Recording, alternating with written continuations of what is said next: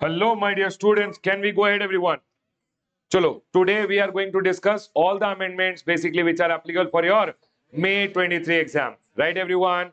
So, if you are a student writing your taxation ka paper in May 23, right, taxation May, GST ka amendments we are going to discuss. This amendment booklet which is there, if you guys have it, very good because you'll need the amendment booklet when I discuss the amendments. Sir, where can I go ahead and download the amendment booklet? People over here already have it. People who are watching it at home, you can go to rameshsoni.com. rameshsoni.com में May 23 का folder में you will see statutory update slash amendment applicable for CA Inter May 23. You can download that and you can start watching the class. Okay, sir. Sir, Baba, June is for CS ka students who are going ahead and watching it. Are we clear? May. For us, CA Inter, it is May. Everyone over here now. Now, sir, supposingly, sir, can you tell us which are the amendments covered over here? Baba, if you had gone ahead and taken my classes for November 22, if you had taken my classes for November 22 and now you are going ahead and writing the exams in May 23, then these amendments are for you. Right, everyone? Sir, I had gone ahead and taken your classes for May 23 only. Baba, if you have taken my classes for May 23 also, I will request that you see all the amendments because it is definitely going to be very beneficial. 10 to 12 marks will come and seeing the amendments specifically, it will help you a lot in your exam. Right, everyone? Now, sir, from which period to which period amendments are covered for your May 23 exam? Baba, amendments which happen from 1st of May 2022 till 31st October 2022. Basically, during this 6 months, May, June, July, August, September, October, during these 6 months, whatever amendments are covered, whatever amendments happen, after these amendments are not applicable for your May 23 ka exam. Are we clear, everyone? So with this brief introduction, let's get it started. People watching at home, please download the amendment material and watch it. People who have taken my classes for November 22, Baba, you must watch the amendment. People who are going ahead, people who had gone ahead and taken my classes for May 23, up to you. If you think that, no, sir, I remember all the amendments, but still, I will go ahead and recommend that you must watch these amendments because it is very beneficial. Right, everyone? Chalo, everyone over here now. Chalo, listen. Now the index you will see over here. So index looks so big. Can you see, everyone? Sir, index is 4-5 pages ka. Baba, actually what happened? No, see here. After every amendment, I've gone ahead and given the crux of the amendment. So in the index, when you see one day before the exam or just before going for your exam, you should quickly go and see the crux. In the crux, you will be able to see all the amendment. So basically, section number 36, rule number 36, what's the amendment? You can directly read the crux from here. So the first 5 pages are nothing other than summary for you. Summary of all the amendment which I have given you. Can I go ahead, everyone? Now, we will go ahead and start with the first chapter ka amendment. Actually, the first chapter amendment, they have gone ahead and ICA has gone ahead and given in the statutory update. So I have included. Otherwise, I would have just ignored it. Everyone over here, do you know what is GST compensation says? What is GST compensation says? When GST came new, states went ahead and told we don't want GST. So government went ahead and told we want to get GST. If there is any loss because of coming of GST, we will compensate you. Might be you are earning 100 crore. Correct? Your growth will be 100 and you will start earning 14% growth will be there. But because of coming of GST, if any loss is there which you have, we will compensate. And government had told we will compensate for 5 years. Now the compensation is now extended till 31st of March 2026. Okay, sir, done. The period had got over on 30th June 2022. Now government is going ahead and telling, Baba, 17, 18, 2017 GST came 18, 19, 20, 21, 22. Now government have extended the compensation till what date, everyone? So levy and collection, government is going ahead and telling we will levy. GST compensation was levied till what date, everyone? 30th June. Now government is going ahead and telling we will levy. See, so Baba, government will go ahead and compensate. To whom? To all the state because of coming of GST. Now to compensate, government was collecting what GST compensation says. Now this GST compensation says collection would have happened only till 30th of June 2022. Now the collection is extended. Now people who will buy luxury car, all this etc. pay GST compensation says will be levied till what date, everyone? 31st March 2026. Can I go ahead, everyone? Sir, how many years extended? 5 years. So first it was till 22. Now government have gone ahead and extended by how much? Sir, whatever it is, till 31st March 2026. So extended till 31st March 2026. 26. Everyone over here, sir, how relevant this amendment is? Baba, okay. You can just remember that now GST compensation cess will be levied by the government and it will be collected till what date, everyone? 31st March 2026. Everyone over here now. Chalo, let's go ahead. Now, everyone listen to me very carefully. Supply chapter mein there is an amendment. Please come to the amendment for the chapter of supply. Everyone over here. Now, let's do the amendment for the chapter of supply. Everyone, supply ka chapter mein, sir, what is the amendment? Listen to me very carefully. There is one employer, and there is an employee. People, there is an employer and there is an employee. Okay, employee will go ahead and give services. Yes or no? For the services of the employer will pay what, everyone? Salary. Correct or not? Salary he will give. Plus, he will go ahead and give what? Any rent-free accommodation. Correct or not? As per the contractual agreement. Listen to me very carefully. He'll give salary. Okay. Now, when employer will go ahead and give something, employer will go ahead and give as per the contractual obligation. Contractual obligation. In contractual obligation, what does come, everyone? It will be salary. Yes or no? Rent-free accommodation. Lot of things will be provided. Now, in the contractual agreement, if it is told that we will also provide perquisites like all this rent-free accommodation, car. Are we clear, everyone? All this will also be car, basically for the use of the employee. All these things also will be provided to the employee. My question to you guys, services given by employee to employer in the terms of employment, will GST come? No. Whether it is salary or it is any rent-free accommodation, whether you call that rent-free accommodation perquisite, car was given to the employee, whatever was given, if it is given as per the contractual obligation, then Baba, always remember salary, rent-free accommodation, whatever perquisite you call, whatever perquisites are given to the employee, because it was in the contractual agreement, then sir, all this pay GST will not come. Why? Because this is neither supply of, this service is neither supply of goods nor supply of service. Neither supply of goods nor supply of service. Is my point clear? Now listen. Employer went ahead and gave to the employee other than contractual agreement. Might be anything given by the employer to employee.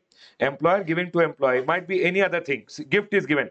Up to what amount gifts are exempted? Up to 50,000. It is 7(1)(c) may not covered. Right, everyone?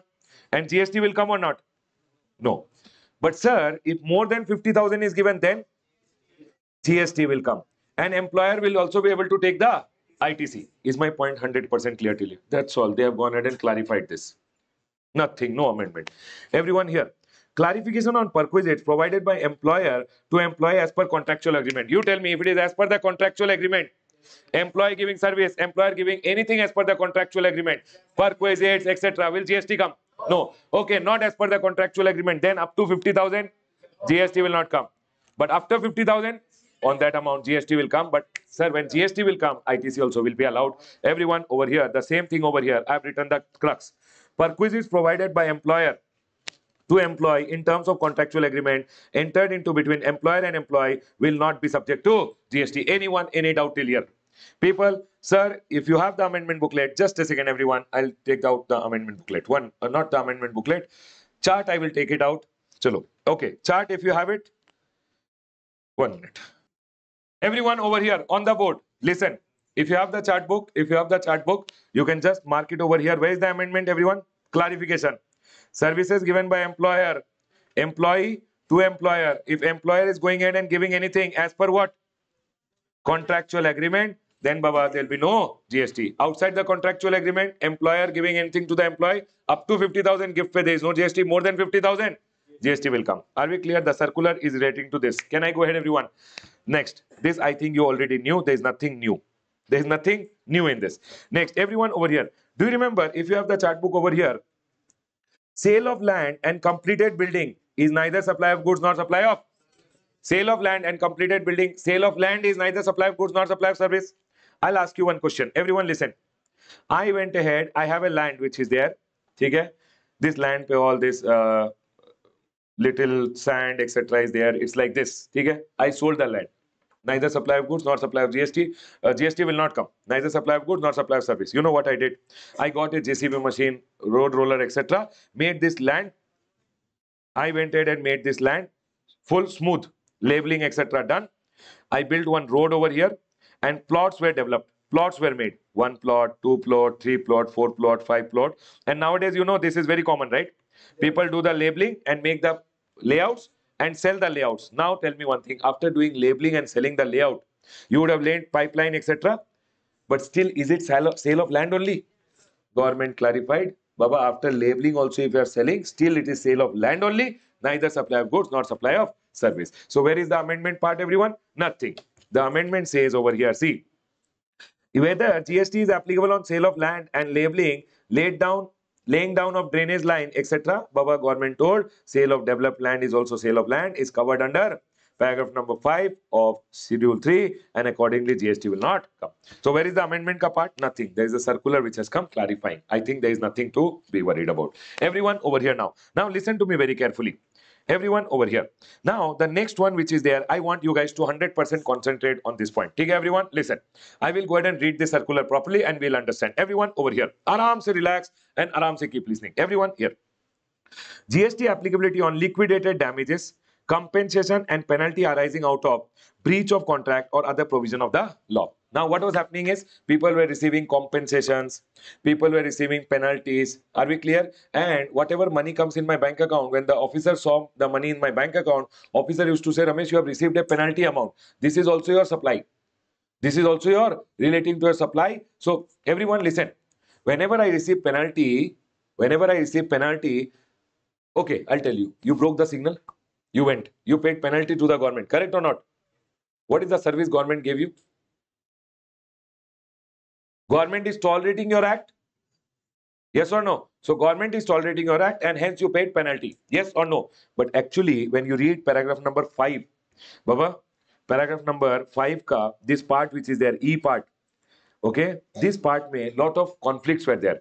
Now this paragraph number 5, actually when you read, no, it says agreeing to the obligation. Baba, the whole line I am telling you. Agreeing to the obligation to refrain, tolerate or do an act. To refrain, tolerate or to do an act. Tell me one thing. Did government go ahead and tell that we will tolerate your act? Did we have? Baba, agreeing to the obligation means what? Government is going ahead and agreeing that you break the signal. Are we clear, everyone? And we'll charge you a penalty. But was there an agreement between you and the government?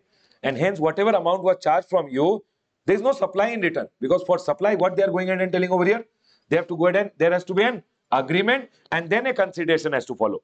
Government took money from you. Was there an agreement? Agreeing means was there an agreement? When there is no agreement, it is not a supply. Now, relating to this, there was a lot of problems which are happening. Are you guys able to understand? There were a lot of issues which are happening and hence government gave one circular and told which time pay GST will be applicable on the amount and which amount pay GST will not be applicable. Did you guys understand my point over here? Can we go ahead? Baba, there has to be something in return for which you have received the amount. Means you gave me one amount. I did not go ahead and do anything. Is it a supply? We have to understand that only now over here. Can I go ahead, everyone? Chalo, everyone over here now. It says over here, listen, in certain cases or instances, questions have been raised regarding the applicability of an activity or transaction as the supply of service or of agreeing to an obligation to refrain from an act or tolerate an act or a situation or to do an act. Everyone over here now. Applicability of GST on payment in the nature of liquidated damage. Baba, I took some damages from you. Might be you did not go ahead and supply me the goods on time. Because you did not supply me the goods on time, I suffered some damages and I took money from you. Is that money pay? I have to pay GST. You have to understand. Compensation, penalty, cancellation charges. Baba, you cancelled. I booked a ticket for you. Okay? You booked a ticket with me. Later you cancelled the ticket. We went ahead and charged you cancellation fees. Whether cancellation fees pay GST will come or not, all these clarifications are given by the government. Late fee, etc. arising out of breach of contract or otherwise, scope of entry number 5E. Baba, 5E means in your chart here. 5E of schedule 2 in this context have been examined in the following paragraph. Everyone over here. Agreeing to the obligation to refrain from an act. Baba, what do you mean by agreeing to the obligation to refrain from an act? They told Example of the activity. Has written the circular. I want you guys to listen to the circular very carefully, everyone. I'm not doing any shortcut for this because you must know this. One small point they can ask. Everyone, agreeing to the obligation to refrain from an act. That would be covered by this part of the expression. Sir, it says example of activities that would be covered by this part of the expression. Means when you read 5E, 5E says agreeing to the obligation to refrain from an act, agreeing to the obligation to do an act, agreeing to the obligation to tolerate an act. First of all, you have to go ahead and agree to not do something. And then, so first of all, you agreed to not do something, means you went ahead and gave me a service. And in return, if I'm giving a amount, then sir, your service which is there is a supply. First of all, it has to fall in section number 7(1)(a).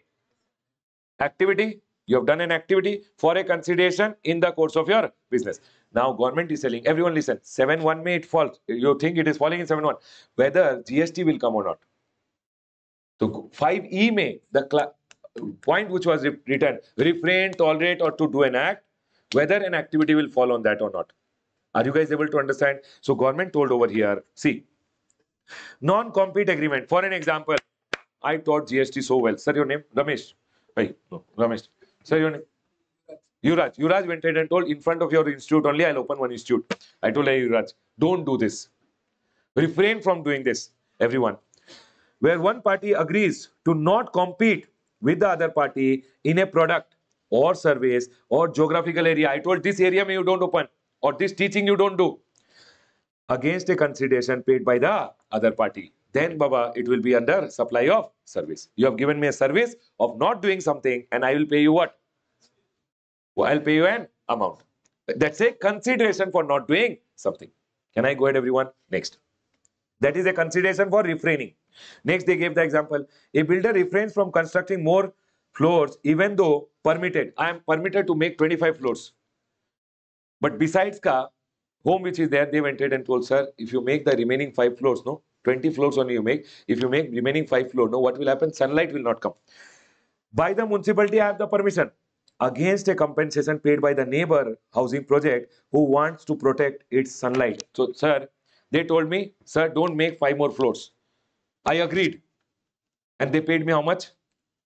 They paid me some amount, 1 crore supposedly, and I agreed.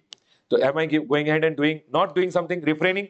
I'm not going ahead and making it. So Baba, against my supply of service, there is a amount which is there. Yes or no? Will it fall in supply? Yes. Next. An industrial unit refrains from manufacturing activity during certain hours against an agreed compensation paid by the neighboring school who wants to avoid noise during those hours. Everyone, neighboring school paid me compensation. And they told, sir, Baba, neighboring school went ahead and paid me compensation. And they went ahead and told what? Sir, during this 3 hours of our classes, don't take any class. So I will refrain. Do we have an agreement? Against the agreement, are they paying me an amount? Yes. Will my agreement fall under supply? Yes. Can I go ahead, everyone? Next. So did you understand refrain wala point first of all? Now let's understand agreeing to the obligation to tolerate an act. Everyone listen to me very carefully. Examples are given.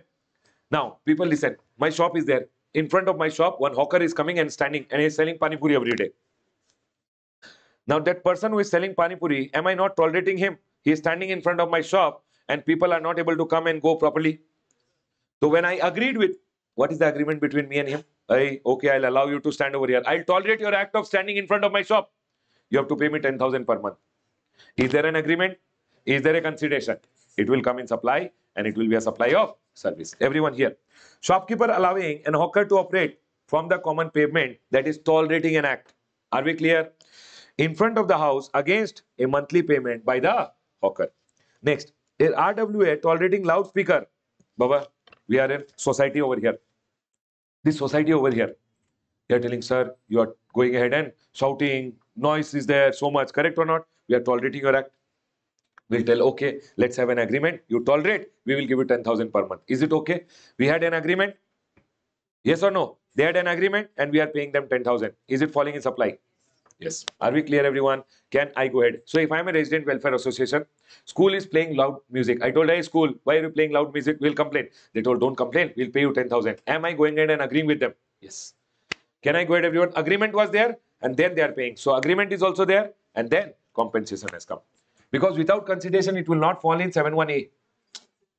Consideration has to be there. I agreed. Okay. Well, consideration is not there. It is not supply only. Can I? Agreement has to be there and consideration also has to be there. Can I go ahead, everyone? Next, to do an act. People, I told I'll teach you. Pay 10,000. Is there an agreement? Is there a consideration? Is it a supply? Yes, everyone here. An industrial unit agrees to install zero emission equipment for zero emission and discharge at the behest of the RWA. Okay, you know what is happening. One industry is there. Industry ka smoke is coming out. That smoke is going to the neighborhood ka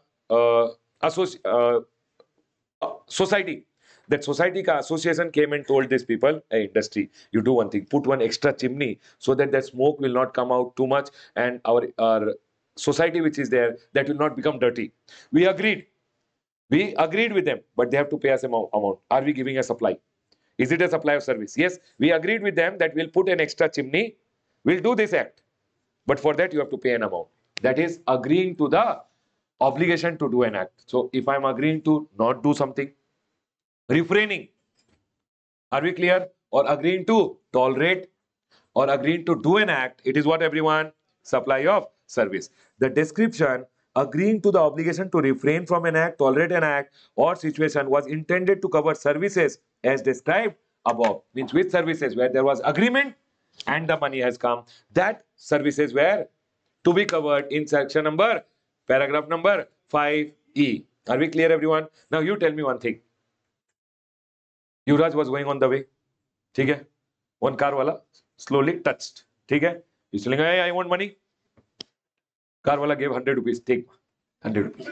Baba, has he given him any service? No, he's tolerating an act. No. He's tolerated his act. He's tolerated his act of hitting him. But was there an agreement? And hence that will not come under supply. Are you guys able to understand this point? Can I go ahead, everyone? Everyone over here now. The description agreeing to the obligation to refrain from an act or tolerate an act or to do an act was intended to cover such described above. Means there has to be an agreement. An agreement ke against one consideration has to flow. Only, Baba, only if consideration comes. There is no agreement. Is it supply? Nothing. Can I go ahead, everyone? Then, however, over the years, doubts have persisted regarding various transactions being classified under the said description. Now, some important example of such cases under are service tax or GST demand on liquidated damage for breach of contract. Everyone listen to me very carefully. I went ahead and told you, hey, listen. Everyone listen. I told you, see, for an example, Puja is coming. Now Puja festival season will be there. I want you to deliver the clothes, all the clothes to my shop by 31st September. Are we clear? Because if you don't deliver by 31st September, if you do one day delay also, I'll have 1 lakh rupees ka loss. I'll have how much loss? 1 lakh rupees of loss, and you have to pay me that amount. If you don't go ahead and deliver it on first. Can I go ahead, everyone? Those are liquidated damage. By 31st, if you don't deliver, then you have to pay me that amount. Are we clear, everyone? Can I go ahead? No, those are liquidated damages. Let's go ahead and understand. Now, then compensation given to previous allottees of coal block. Baba, all this we'll discuss one by one below. Okay, everyone? Now, everyone over here. A pursual of the entry 5E of Schedule 2 would reveal that it comprises of the aforesaid 3 sets of activities. Obligation to refrain, obligation to tolerate an act or situation, or obligation to do an act. If I have taken an obligation to do an act, I have taken an obligation to refrain from doing an act, or I have taken an obligation to tolerate an act. All the 3 are covered in 5E and it's a supply of service. Now here, above 3 activity must comply with the following condition. There must be an expressed or implied agreement. People, I'm going ahead and explaining in detail because it is very important for exam point of view. 1 or 2 small marks they can go ahead and ask. So let's understand aram se. Okay, everyone? Now, this is something new. If I explain in shortcut, no, it will go over the head. Can I go ahead? At the last, I'll tell you the crux. Everyone here now. There must be an expressed implied agreement or contract. Yes or no, everyone? 1 minute. Everyone here now. All above 3 activities must be under an agreement or a contract, which is expressed or implied. It can be an implied contract, it can be expressed contract, to fall within the ambit of 5E. In other words, one party one of the party of such agreement, that is the first party, must be under a contractual obligation to either refrain, either I should have done within an agreement to refrain, or to tolerate, or to do an act. Are we clear, everyone? I should have done an agreement. Secondly, such contractual agreement must be independent arrangement on its own. Such arrangement can take the form of an independent standalone contract, or Baba, it should be an independent arrangement. Means along with the supply of goods, I went ahead and told if you don't go ahead and supply, or if you go ahead and do this, along with that also it can be, but should be an arrangement. There should be an arrangement between us. Are we clear, everyone? It must be an independent arrangement. Now this arrangement which is there, such arrangement can take form of an independent standalone contract. It can be, everyone listen. I went ahead and taught you guys. I told, hey, you are taking class from me. Now I will teach you guys. That is one agreement. Along with that, I went ahead and did, together with that, one more arrangement. I told, see, after I teach you, you can't open an institute in front of me. So it can be, or it can be after I have taught you, everything is over. One day Yuvraj told me, sir, now I'm taking institute. Then it can be an independent contract also. Might be one contract was there earlier. It can be a part of the other contract also. Can I go ahead? But that agreeing to the obligation to refrain, tolerate, or to do an act has to be a arrangement. There has to be an arrangement. It says such arrangement can take the form of an independent standalone contract, or maybe it's a part of another contract, but there has to be an arrangement between us. Can I go ahead, everyone? Then thus, the first person can be said to make a supply by way of refraining from doing something or tolerating some act or situation of another person if the first person was under an obligation to do so and then performed accordingly. Then it says such a contract cannot be imagined or presumed to exist just because there is a flow of money. Are we clear, everyone? For an example, me and my neighbor never had any agreement. We just paid them 10,000. We told, I leave it. Don't call the police now. We are shouting, but you don't call. For an example, you are having full party at your home, full noise. Neighbor came. You told, now I'll call the police. You tell, I take 10,000. There was no agreement and all. You paid him 10,000. Has he gone ahead and given you any supply? Baba, there has to be an agreement first of all, and then there has to be a consideration which has. Are we clear? Just because something happened. Just because something happened and you paid some money, that will not come under the supply. Can I go ahead, everyone? It says over here, see, such a contract cannot be imagined or presumed to exist where there is a flow of money. There must be an expressed or implied promise by the recipient of money to agreeing to do or abstain from doing something in return for the money paid to him. Are we clear, everyone? In return of the money, he's telling, okay, I will not do this. Agreeing to the obligation to refrain, or okay, I'll tolerate your act, or I will do this act for you. For that, there has to be an agreement.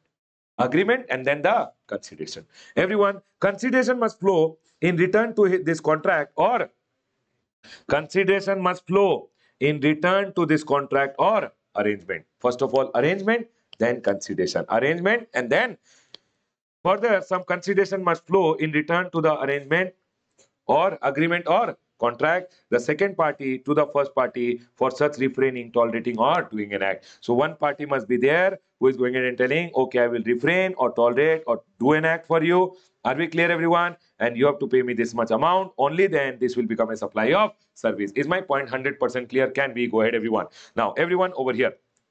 Contractual arrangement can be independent, or it can be a part of the another contract. It can be a direct individual arrangement also, or it can be a part of the other contract ka part. Can I go ahead, everyone? The next one.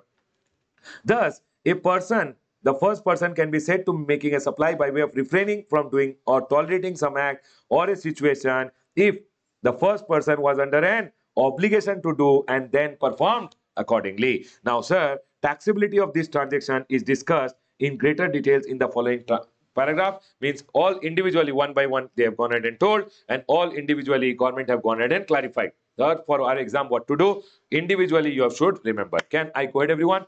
But sir, did you get the fundamental thing over here? Yes? Chalo. Liquidated damage. Everyone, let's go ahead and do it quickly. Liquidated damage. It's commonly It's common for the parties entering into a contract to specify in the contract itself the compensation that would be payable in the event of breach of the contract. Everyone, I went ahead and entered into a contract, and I went ahead and told you, if you don't go ahead and supply me on time, this will be the amount which will be payable for breach of the contract. Are we clear, everyone? Can I go ahead? I went ahead and told you to supply me goods. If you don't supply me the goods on time, you have to pay me this much. Everyone over here. Black's Law Dictionary defines liquidated damage as cash compensation agreed to by a signed written contract for breach of contract payable to the aggrieved party. Then it says the taxability or otherwise of liquidated damage is discussed. It is argued that performance is essential for a contract. Liquidated damage cannot be consideration received for tolerating the breach or performance of a contract. Everyone, tell me one thing. Did I go ahead and tell you I will tolerate your act of not supplying on time? 1 minute, everyone. Did I go ahead? What is the agreement we had? You will supply me the goods. I will go ahead and pay you the money. Yes or no, everyone? You will go ahead and supply me the goods. I will pay you the money. If you don't supply on time, then you will go ahead and pay me damages. Are we clear? Can I go ahead? Everyone, listen to me very carefully. If you don't supply on time, then you will go ahead and pay me damages. Yes or no? What was the agreement?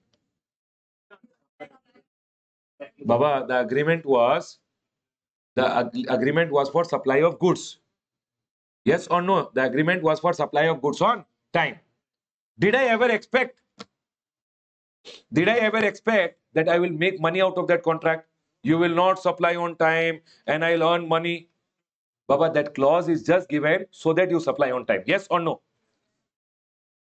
Is there an individual agreement between you and me? Did we have an agreement that, sir, you will not supply on time and then I will charge you this much? Is there an independent agreement between me and you? Then, are you guys able? See, Baba, there's a very small line of difference over here. You have to understand that, see, you told me you will supply me the goods and I will pay you this much amount. If you don't supply on time, you told, sir, I will pay you liquidated damage. But, sir, did I go ahead and tell you I will tolerate your act of not supplying on time? Huh? I am not ready to tolerate your act, Baba. I am telling, hey, you supply better on time. If you don't supply on time, then there are liquidated damage. But, sir, am I tolerating your act? I am not tolerating your act. Correct or not? Agreeing to the obligation to tolerate an act or refrain or to do an act is a service. Here I am telling I will not tolerate. And for not tolerating, I am charging you. Are you guys able to understand? Is my point clear to all? I am not. If I tolerate and you pay, I am not tolerating and you are paying. Are you guys able to understand this point? Let's read. It says, they are rather payment for, if you tolerate and you pay anything, if I tolerate your act and charge you anything, then it's a supply agreement and consideration. I am not tolerating. And for not tolerating, I'm taking. Is it told anywhere that agreeing to the obligation to not tolerate? It is not told. Are you guys able to understand? Can we go ahead, everyone? Did you guys understand the thought over here? People, smile. Yes, everyone here now. See, they are rather payments for not tolerating the breach of contract. Baba, don't go ahead and breach the contract. I will not tolerate. And for not tolerating, I will charge you. Can I go ahead, everyone? Next. Payment of liquidated damage is stipulated in a contract to ensure performance. It is given why? So that you ensure that delivery is done on time. So that you are scared. Yes or no, everyone?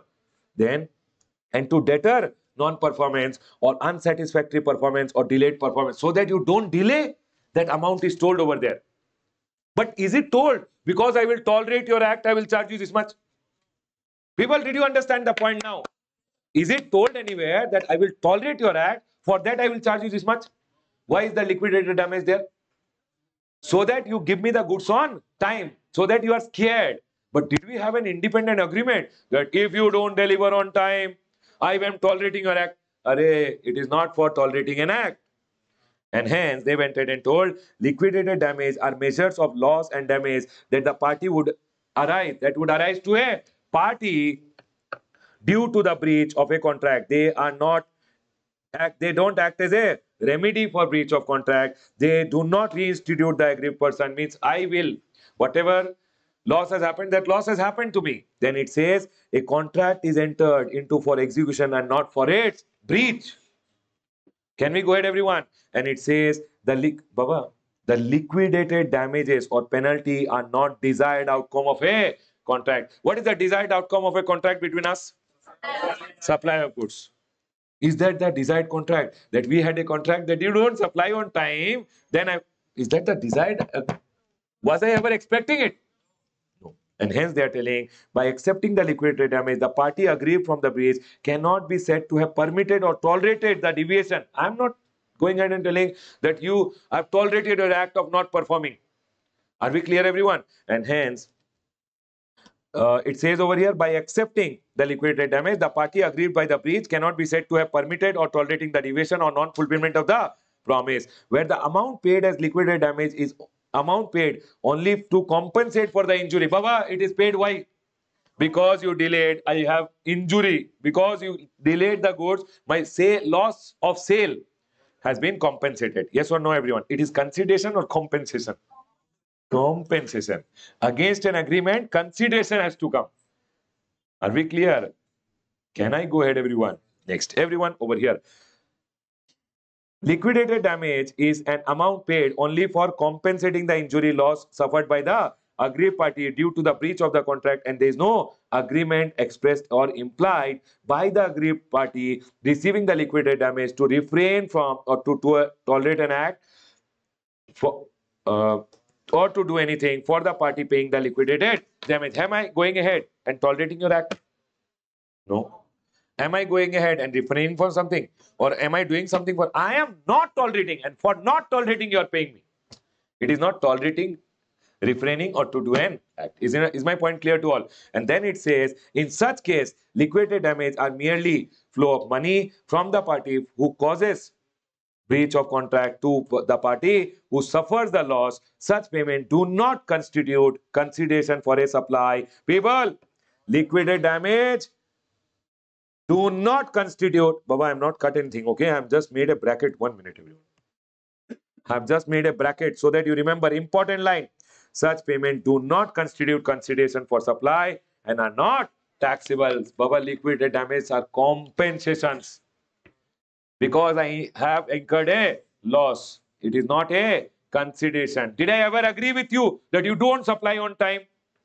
Hey, Baba, when I had an agreement with you, such negative thought ke saath nobody does an agreement that, sir, you don't supply me on time and then I will charge this much. Did you guys get my point over here? Can I go ahead, everyone? Then it says over here, damages resulting from damage in property. Everyone listen from our top. One student threw one brick on the neighbor. ठीक है, everyone? Neighbor ka home. And home ka glass window broke. Now you tell me one thing. You went ahead and gave him some damages. Are we clear, everyone? Will it come in? Is there an agreement? Did we have an agreement? He went ahead and had an agreement with you. Did he have an agreement? That, sir, you ask your students to throw brick on our home. Damages result. Baba, don't do all those things. Damages resulting from damage to property, negligence, piracy. Okay, everyone? Piracy, unauthorized use of trade name, okay, or copyright, etc. They are going ahead and telling damages resulting from what? Damage to property, any negligence, any piracy. Supposingly, Yuvraj over here did piracy. Baba, did the movie wala director had an agreement with him that he will do the piracy? No, but he still took liquidated damage. Yes or no, everyone? Now that liquidated damage are for not tolerating his act. Tolerating an act is a service. Not tolerating is not a service. Can I go ahead, everyone? Next. Penalty stipulated in a contract for delayed construction of house. Why do they put penalty in the construction of house that if you delay, we'll charge you this much? So that they don't delay. That's it, right? Am I already thought in my mind that he will delay and I will go ahead and charge? No, that thought was never there. That agreement was never there. Can I? It's just put so that the front party is aggrieved. So I'm not tolerating your act of not going ahead and making the house, and that is why I am charging. And hence, will it come under GST? No. Forfeiture of earns money by a seller in breach of agreement to sell an immovable property. Everyone, Yuvraj told me he will sell me his home. Okay, only for classroom purpose. He told me he'll sell his land. I told okay. Okay, now I went ahead and paid him some money. Later I went ahead and contract cancel. He went ahead and forfeited my money. Was there an agreement that I will not buy and you forfeit? Baba, they are going ahead and telling over here. So it says, forfeiture of earned money by the seller in case of breach of agreement to sell an immovable property by the buyer or by the government in event of a successful bidder failing to act after winning the bid for allotment of natural resource, etc. For an example, I did bidding. I told, okay, government, I will go ahead and buy this natural resource. Might be one mountain is there. I told I'll buy and I'll cut it and I will sell all the stone. Everyone listen. I did the bidding. I gave the bidding ka pre-bid amount. Later I won the bid, but I did not go ahead and accept it. Then Baba, in that scenario, whatever amount I am paying is a compensation. Means whatever government has forfeited my amount, that pay GST will not come. Everyone over here now. The key in such case is to consider whether the impugn payment constitute what? Consideration for another independent contract, envisaging that there is a tolerating of act or situation or refraining from doing an act or simply doing an act. If your answer is yes, what is the answer, everyone? If there is an independent contract that I will tolerate your act, refrain from doing something, or I'll do an act for you, if there's an independent contract between us and there's a consideration. If yes, then it will constitute a supply. Otherwise, not a supply. If payment is merely an event, Baba, there's no agreement. One event happened. One event happened. Then it says, if event in the course of performance of an agreement and it does not represent the object as such of the contract, then it is not considered as, it is not consideration. Everyone, consider the following example. A contract may provide that payment, everyone, only this first one is little tricky to understand, others are all easy. Aram se listen. Everyone here.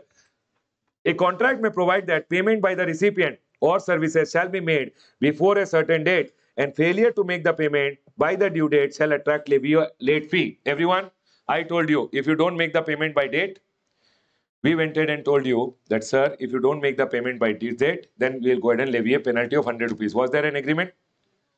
Yes or no? Arey, I told you, if you don't make the payment by this date, then I will go ahead and charge you this much amount. Yes, everyone?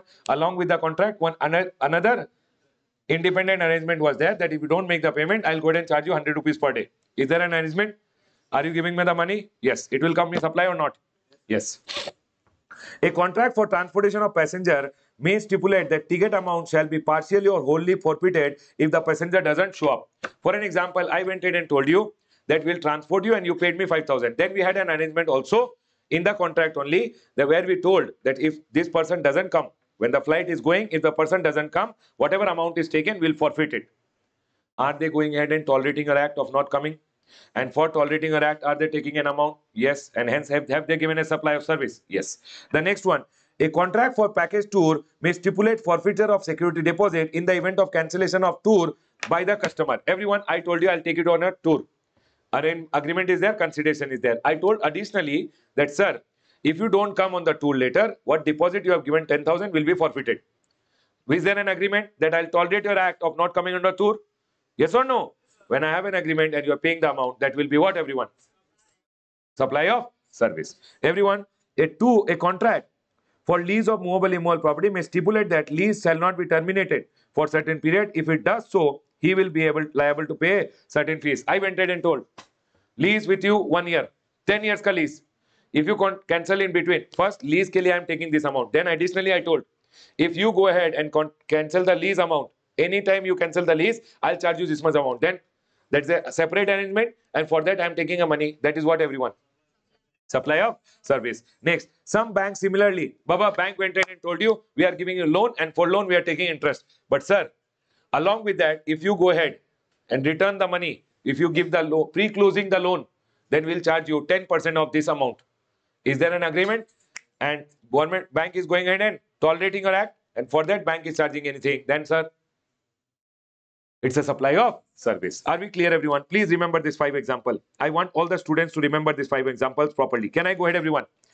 Everyone, in the above example, amount paid for acceptance of late payment, earlier termination, etc., by the supplier as contemplated by the contract as part of the commercial term agreed by the party constitutes consideration for the supply of facility, namely acceptance of late payment, early termination of repayment of loan, and making arrangement for intended supply by the tour operator respectively. Therefore, such payment, even though they have been referred to as fine or penalty, are actually payment that are consideration for supply and are subject to GST in cases where such supply is taxable, since these supplies are ancillary to the principal supply for which contract is signed, they are eligible to be assessed as. Okay, now tell me one thing. If my principal supply is exempt, ancillary supply, this additional different tolerator wala service, that will also be exempt.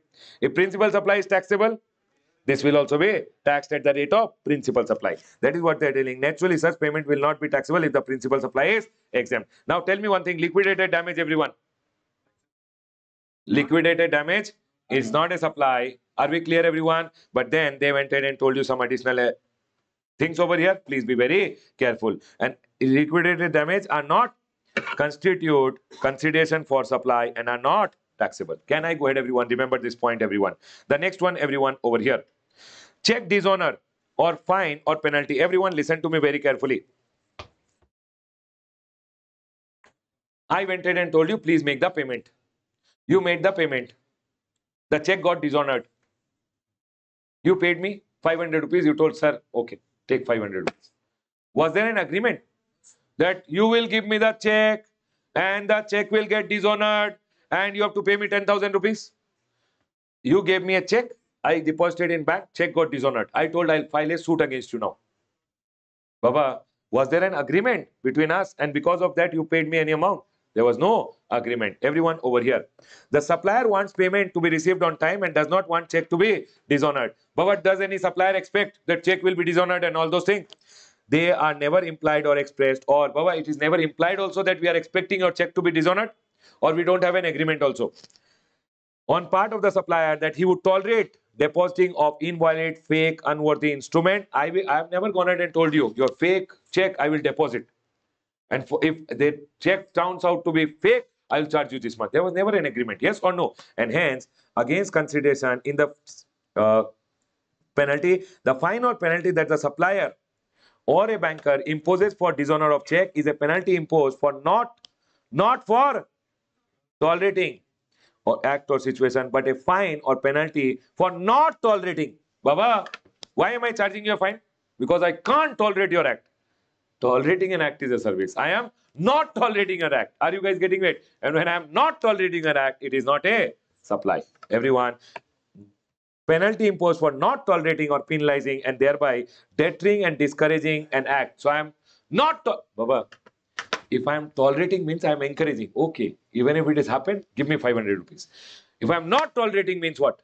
I am agreeing to the, I am not agreeing. I am not tolerating and that is why I am charging you. Are you guys able to understand? And that is what is being told. Therefore, check dishonor. Baba, please remember this time. Check dishonor, fine or penalty is not consideration and not taxable. Remember this, okay, everyone?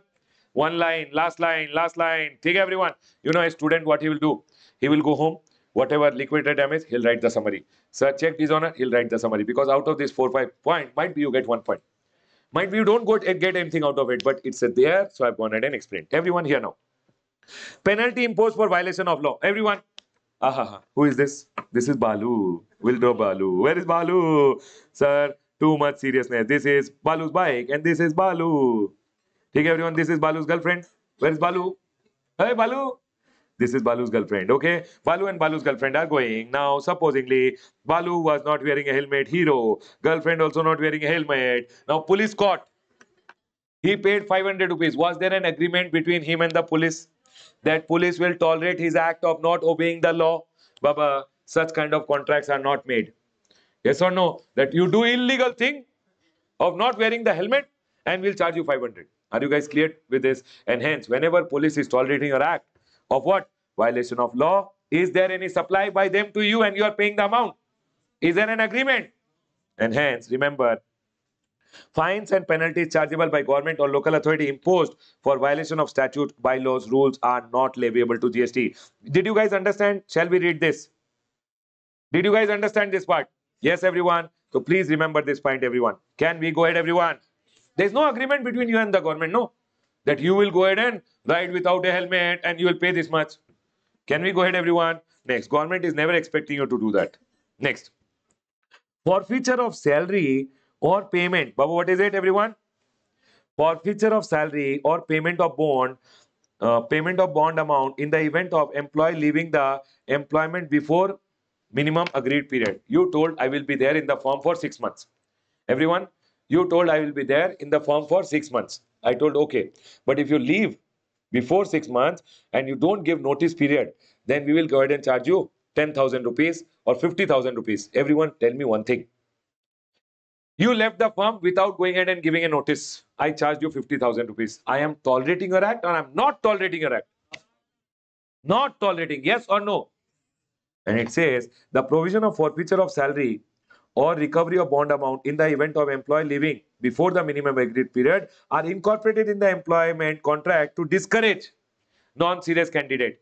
It is not that I am agreeing that if you leave before also, am I agreeing that you is the agreement between us is like that I am okay, you leave before time but you give me this money? No, I am not tolerating your act. Yes or no, everyone? And that is what is told over here. The said amounts are recovered not as a is it a consideration? It is a compensation taken from you. Yes or no? For tolerating the act of premature quitting and hence, but as penalties for it is not consideration. It is what? Penalty for dissuading the non-serious employee from taking up employment and to discourage and deter such a situation. Baba, I'm not encouraging such situation in my office that you come, if you leave early, you pay me penalty. Are we clear, everyone? I am not tolerating such situation and that is why I'm charging you. And hence, everyone remember this. The employee does not get anything in return from the employer against payment of such amount. Therefore, such amount recovered by employer are not taxable as consideration for the services of agreeing to. Baba, it is not consideration. Can I go ahead, everyone? The next one over here. People, late payment, surcharge or fees. Late payment, surcharge or fees. It says over here, the facility of accepting late payment with interest or late fee or fine is a facility granted by supplier naturally bundled with the main supply. Yes or no, everyone? Yes or no, everyone? Main supply is I supplied you the goods. Main supply is supply of goods. I went in and told you if you don't make the payment on time, you have to pay me a penalty. Yes or no? It's uncommon or unnatural for customer to sometimes miss the. It's not uncommon, Baba. It is very common that I don't go ahead. I went ahead and gave you the goods. You have to pay the payment within 30 days. If you don't make the payment within 30 days, I told you I'll charge you 5,000 rupees as penalty. People, principal supply is taxable, interest penalty and late fee also. Array, it is basically a part of your main supply only. That sir, I will supply you the goods. You make the payment of the goods on time. If you don't make the payment of goods on time, I'll charge you additional 5,000 rupees. Yes or no, everyone? Penalty will be charged. Yes, everyone. Am I already ready that I am ready to tolerate your act of not making the payment on time? Yes or no? Am I ready or not? I am supplying you the goods. Everyone, I am supplying you the goods. I am telling if you don't make the payment on time, it is very common. People don't make the payment on time. If you don't make the payment on time, I'll charge a penalty from you. So they are telling over here, it is not uncommon and unnatural for customers to sometimes miss the last date for electricity, water, telecommunication, etc. Yes or no, everyone? Now, you know electricity. Make the payment on time. If you don't make the payment on time, they charge you 100 rupees. Almost all service providers across the world go ahead and accept what? Late payment with late fine or penalty. Even if services is described as services of tolerating the act of late payment, it's an ancillary supply naturally bundled and supplied in conjunction with the principal supply, and therefore it can be assessed as principal supply since it's ancillary to and naturally bundled with the principal supply such as electricity, water, etc. It should be assessed at the same rate of principal supply. People, what will you tell for the late fees, etc., which are charged for supply of service? Baba, it is taxable at the rate of principal supply. You can write over here, it is taxable at the rate of principal supply because it is very common. However, the same cannot be for check dishonor, fine or penalty as discussed earlier because check dishonor is not something which I commonly expect. Do I expect commonly that my customers who are giving me the check, all the checks will get dishonored only? But I know most of the customers don't make the payment on time. For an example, my telephone landline which is there, I never make the payment on time. And companies also know. Yes or no? Do they disconnect the line? No, they still allow me 1 month. Okay, sir, still you can use it. Yes or no? So that is very common for them. And when it is very common, it is bundled with the principal supply and it will be taxable at the rate of principal supply. Check this on? No. Can I go ahead, everyone? Next. Fixed charges for power. Fixed charges for power. It says the price charge for electricity is the price charge for electricity by the power generating company from the state electricity board, etc. From customer has two components, namely a minimum fixed charge and variable per unit. Yes or no? Every month your electricity charges which you pay, it is 100 rupees fixed charge, use or don't use, plus variable. Then the fact that minimum fixed charge remains the same whether electricity is consumed or not is or it is scheduled or consumed below the contract or available capacity or minimum threshold does not mean that minimum fixed charge or part of its charge for tolerating an act of not scheduling or not the minimum consuming the minimum contracted or available capacity. Baba, tell me one thing.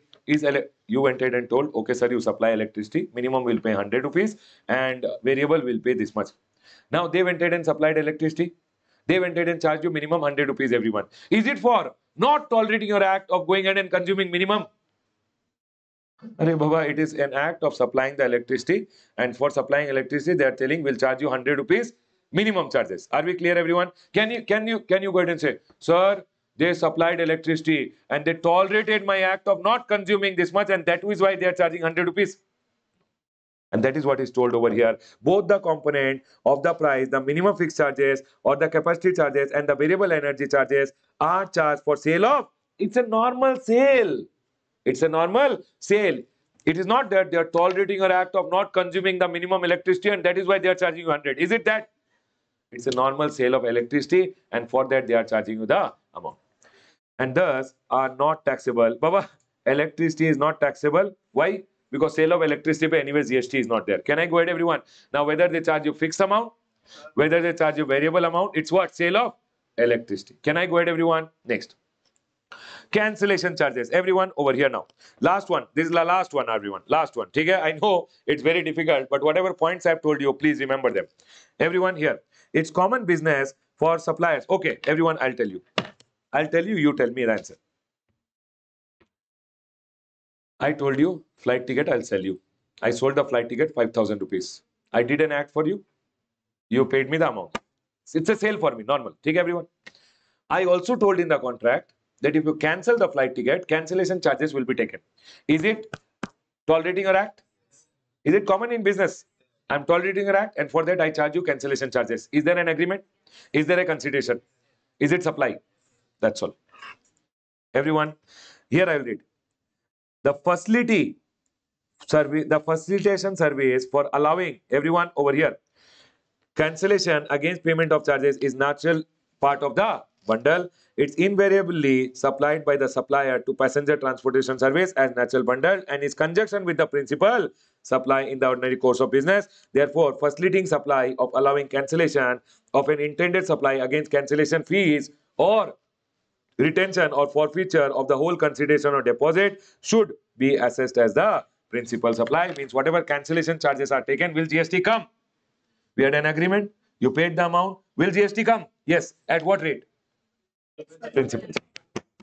Are we clear, everyone? Can I go ahead and close this discussion saying agreeing to the obligation to refrain, tolerate, or to do an act is always a supply of service. First of all, there must be an expressed, implied contract. And secondly, there must be a consideration. Then only it will be a supply. Everyone, I will request, if you have the chart book, you can write over here. Here, you write agreeing to the obligation to refrain, tolerate, and do an act. Number two, consideration has to be there. Only then it will be a supply.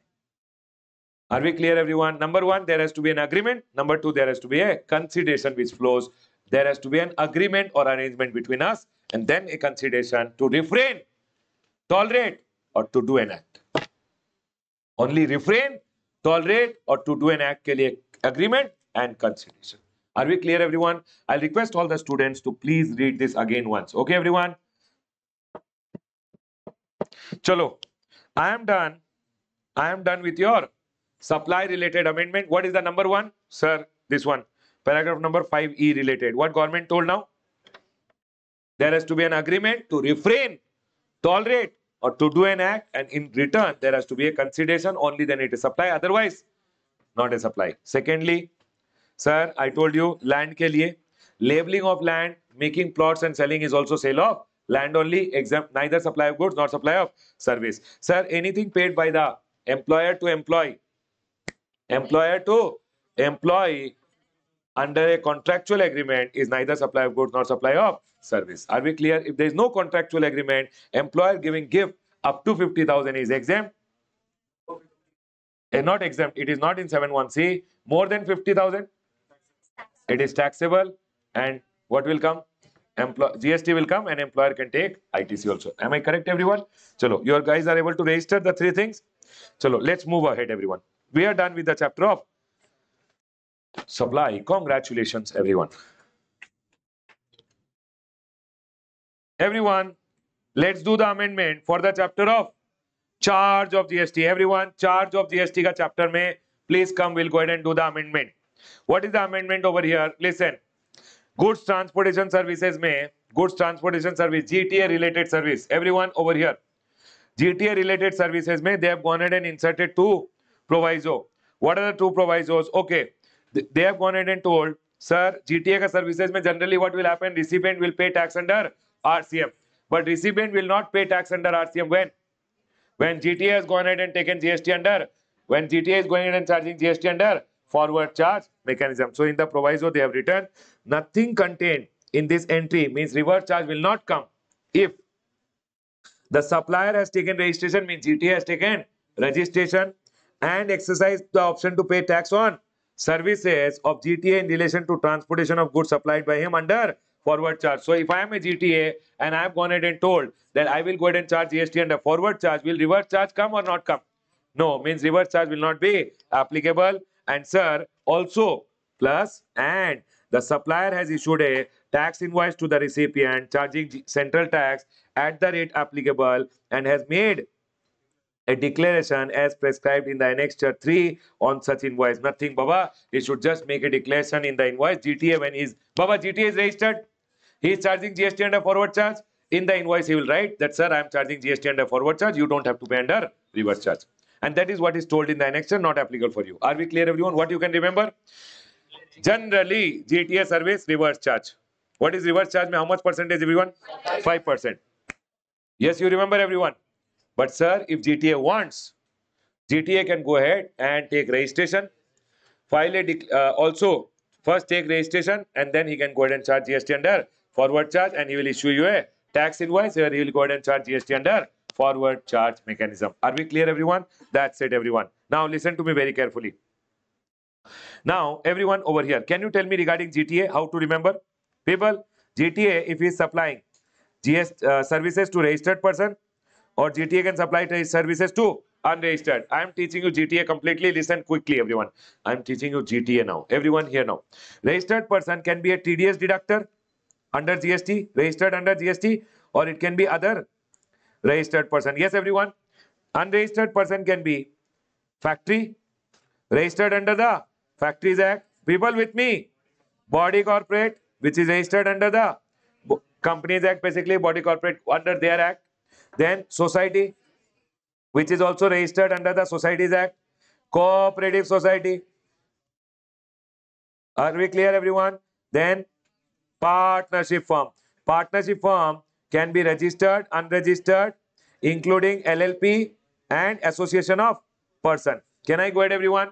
Now, the next one I went ahead and told you, unregistered person can be unregistered, casual taxable person, unregistered person can be other unregistered person. Can I go ahead, everyone?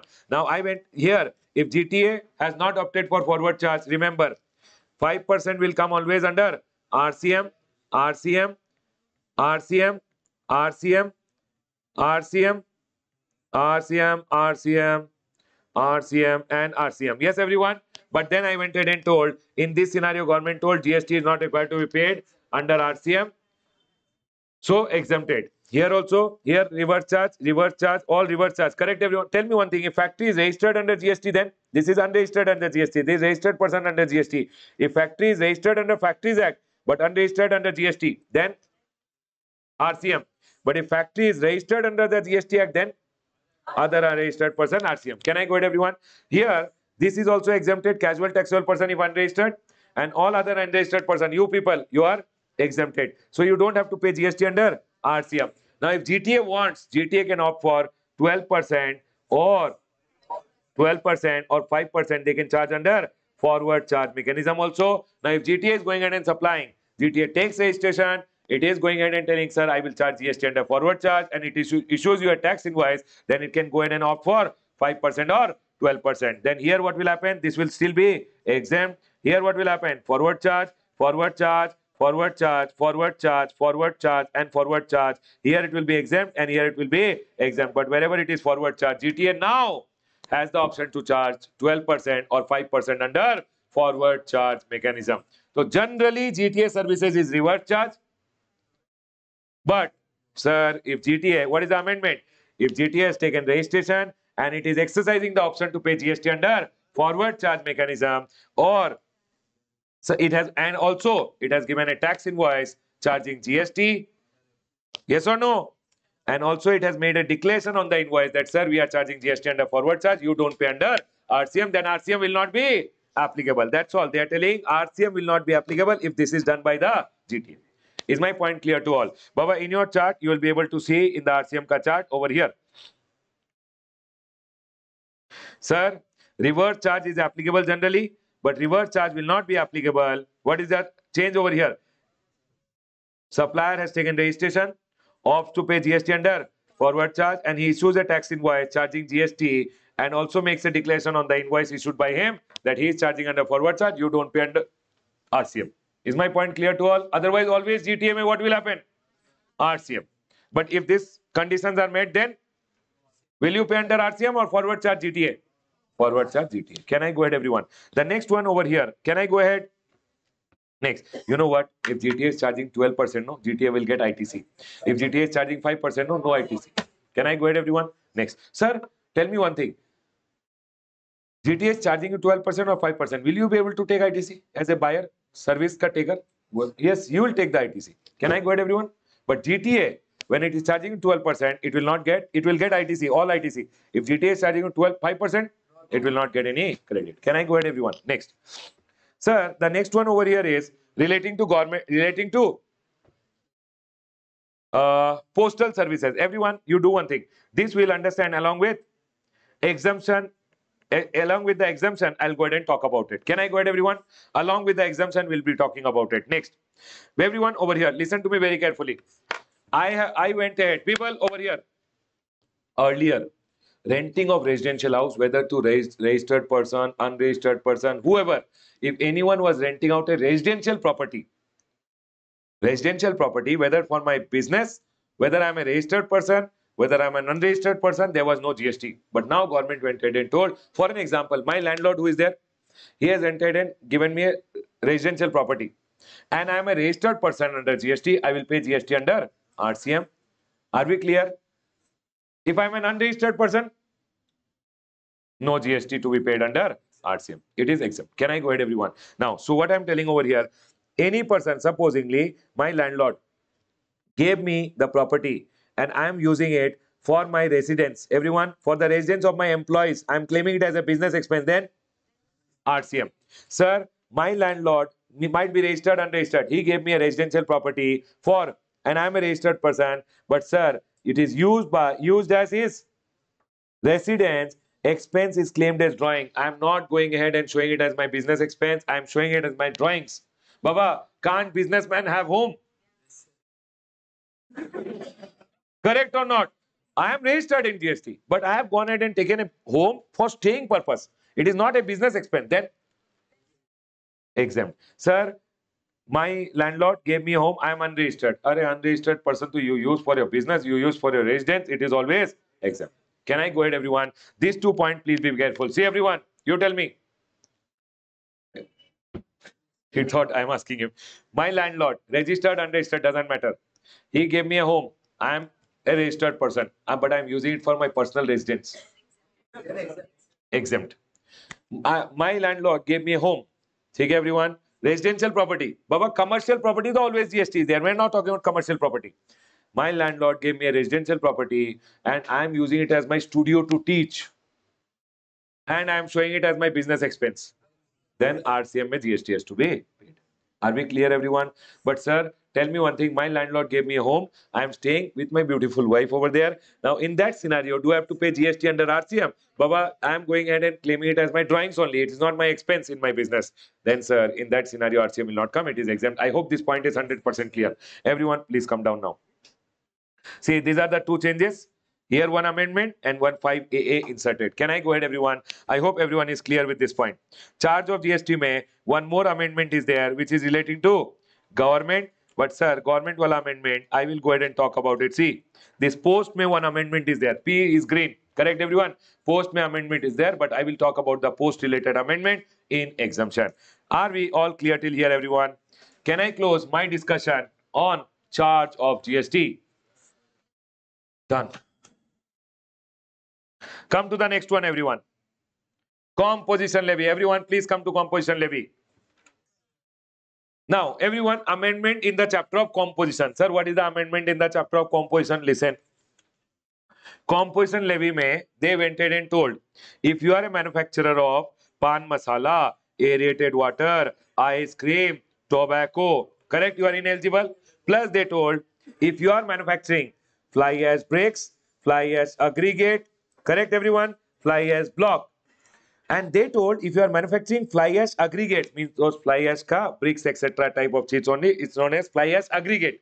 In that, if 90% or more fly ash content is there, then you will not be eligible. For then you will be what? If 90% or more is there, then you will not be eligible for composition. What people started doing, they will put 89%, 88% fly ash content. Correct? Now government went ahead and told, hey, get lost. Fly ash aggregates ka manufacturer, all any 80%, 90%, whatever it is the content, we will not come and check. Do you think government will come and check? The government told, will not check and all. If you are making fly ash bricks, fly ash ka, you make bricks, you make aggregates, you make blocks, whatever it is. 90% or all doesn't matter. Fly ash aggregates you make, then this 90% wala light deleted, and they told fly ash brick, block or aggregate, bricks of fossil meal, building bricks or earthen or roofing tile. In all the scenarios, if you are a manufacturer, you are ineligible for composition scheme. Remember, traders are eligible. Who are ineligible under composition? Manufacturers. Are we all clear? Earlier, it was with 90% or more content wala only was ineligible. But now all fly ash bricks ka or aggregates ka. Now earlier also fly ash block and bricks mein there was no problem. Only aggregates mein this was there. Now fly ash aggregates putting 10%, 20%, 30%, 50% all are ineligible for composition. Can we go ahead, everyone? What is the amendment in the chart, everyone? Nothing. With 90% or more wala point deleted. So if you are making fly ash bricks, remember, very important for exam point of view, only manufacturers are ineligible. Traders allowed. Everyone, we are done with your amendment for composition levy. Done. Can I go ahead? Everyone over here. Do you remember? Everyone here. Registration chapter. Everyone, registration chapter may. I went ahead and told you, if you are a supplier, Baba 40 lakh. Hey, tell me the registration limit now. Registration limit. M square NT. Pumas of Telangana. Oak of Himachal Pradesh. Correct, everyone. Supplier of goods, 10 lakh. Supplier of goods and service or supplier of service, 10 lakh. Sir, supplier of goods, 20 lakh. Supplier of goods and service, 20 lakh. Supplier of service, 20. Here also, supplier of goods, sir, 20 lakh. Supplier of service or goods or service, also 20. But government told, we will make it 40 lakh. And government made 40 lakh for these people. Yes or no? Are yes or no? And hence, I always told you it is what? Some people are looking at me. Sir, you told 40. Arey Baba, it was 20. It was made 40. Amendment long back, correct? But then government went ahead and told this 40 you will not get. If you are required, compulsory registration. Number two, if you are a Bakra, voluntary registration, you are telling, I will continue with my voluntary registration. Thirdly, if you are there in Pumas of Telangana and M Square NT, then also 40 lakh is not there. And number 4, I told, if you are a supplier of pan masala, aerated water is not there. So for aerated water, 40 lakh is there. Yes. Sir, ice cream, tobacco, you will not get 40. You will get only 20. Then it was brakes, fly ash brakes, blocks, or aggregates with 90% or more content. That line deleted now with 90% or more content. Government told fly ash aggregates wala only ineligible. Are we clear? I used to tell, sir, my fly ash aggregate there is only 85% content, and hence I can take 40 lakh. Government told I get lost. All fly ash aggregates wala suppliers. Baba, suppliers means manufacture and supply, or you are doing trading. Both are included in suppliers. Can I go ahead, everyone? Suppliers includes both. Are we all clear? So, sir, same amendment. Over here, what happened? With 90% or more wala point deleted. So, if you are a fly ash aggregates ka supplier, manufacturing and supplying, or buying and selling, both are ineligible for what? 40 lakh. You will not, 40 lakh is not eligible. You will get how much limit now? 20 lakh. Over story, everyone. Please come down. See here. Amendment in the chart with more 90% or more wala point deleted. Can I go ahead, everyone? Next, everyone, please come down. No amendment, otherwise here. Now, listen, cancellation, very, very important from exam point of view. Very, very important. You should be very careful. Cancellation of registration may, everyone listen. Cancellation of registration, do you remember this chart? If you have this chart, very good. If you don't have this chart, you can read this also. Here, everyone. Cancellation of registration may, section number 29(1) told that when proper officer can cancel your registration. If one person wants, he can also cancel. When one person is gone, his legal heir also can cancel. Section number 29(2) went ahead and told when proper officer can cancel. And section number 29(2) may, there was a point which told if you contravene such provision of the act or rules. Correct, everyone? What provision of the act or rules? And there, rule number 21 came, which told if you go ahead and do all this thing, then your registration will be cancelled. Here, government went ahead and made the amendment. Government told now, if you are a person who is going ahead and filing return, monthly return, you are not under quarterly return, monthly payment scheme, you are under monthly return, and 6 months ka return has not been furnished continuously, registration may be cancelled by the proper officer. Can I go ahead, everyone? Baba, registration may be cancelled by the proper officer. And sir, if I am under QRMP scheme, then 6 months means how many quarter, everyone? 2 quarters. 6 months means 2 quarters. So, Baba, if you are under QRMP scheme and 2 continuous tax period means 2 quarter for you. If you don't file your return, your registration will be cancelled. Everyone, if you see the same thing. Okay, now B point came over here. Section number 29 to A. B point may amendment. Composition dealer. Power people, composition dealer, you remember? Now, everyone over here, this is a composition dealer for an example. Composition dealer, earlier it was written if you don't file GSTR 4 for 3 tax period. 3 tax period means GSTR 4, 1 tax period is 1 year. GSTR 4 is for 1 year, no. 3 tax period means 3 years. Now government made the change. Government told, see, GSTR 4 for 1 year, you file on what date? 30th April, you file GSTR 4. Correct? You did not file 1, 2, 3 months over, then we can cancel your registration. If 3 months may, after the due date, you don't file your GSTR 4, then composition dealer ka case mein registration can be cancelled by the officer. Is my point 100% clear? Everyone over here. Composition dealer has not furnished return for a period of 3 months from due date of furnishing said return. Means what is the due date, everyone? 30th April, 1 month, 2 months, 3 months already gone. Hey, we'll cancel your registration. Everyone over here next. Sir, registered person other than composition, normal person, no return for such period as may prescribed, sir. Such period as may prescribed here. Normal person, how much? 6 months, no return, registration can be cancelled. And quarterly return, 2 quarter if you don't file, registration can be cancelled. Can I go ahead, everyone? Yes, everyone, that's all is the amendment here. Now, everyone, listen to me very carefully. Can I go ahead? This is very important for exam. They can go ahead and ask, write the situation when registration can be cancelled. They can go ahead and give you one example. Yuraj is a guy. He did not go ahead and file his return for the last 7 months. Can the proper officer cancel his registration? Or this is one person under composition scheme. Are we clear? And this composition dealer has not gone ahead and filed his return. The return which is to be filed GSTR 4 correct? 30th April, they will go ahead and give you a date. So you have to go ahead and tell. Can I go ahead, everyone? Are you guys able to understand this point? Can we go ahead? Remember, 30th April, say 3 months. If you don't go ahead and file your return, your registration can be cancelled. Everyone over here now. That's it, everyone. Please come down. Now, people, remember, rule number 21A was there. Rule number 21A was there. In rule number 21A, listen, they went ahead and told if your GSTR 1, rule number 21 May, they had gone ahead and told over here. Rule number 21, I'll go here. I'm in the chapter of registration. I'll show you. Okay, you have it over here also. See, listen. This was your suspension of registration, right, everyone? In suspension, 2A was there, which used to say GSTR 1 and GSTR 3B ka, when comparison was done, if there is significant anomalies, etc., then what happens? No, not proper officer. Actually, automatically, if GSTR 1 and GSTR 3B may there is differences, etc., then they go ahead and give you a GST REG 31 and you are required to reply within 30 days as to why registration should not be cancelled.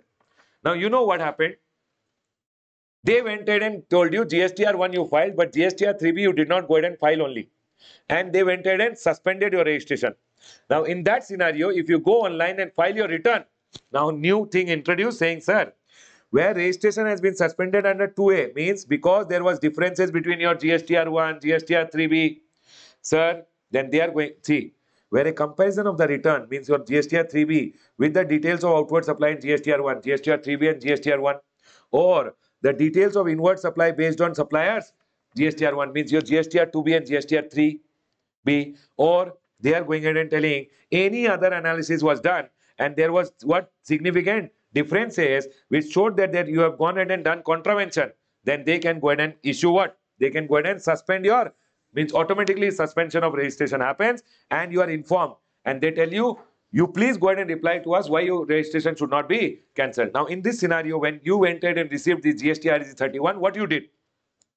Where registration has been suspended for contravention of 29(2)(b) and C. What is 29(2)(b) and C? Baba, 29(2)(b) and C means your registration was suspended. Why? Because you have not filed your return. If you don't file your return, what happens? Automatically your registration will be suspended.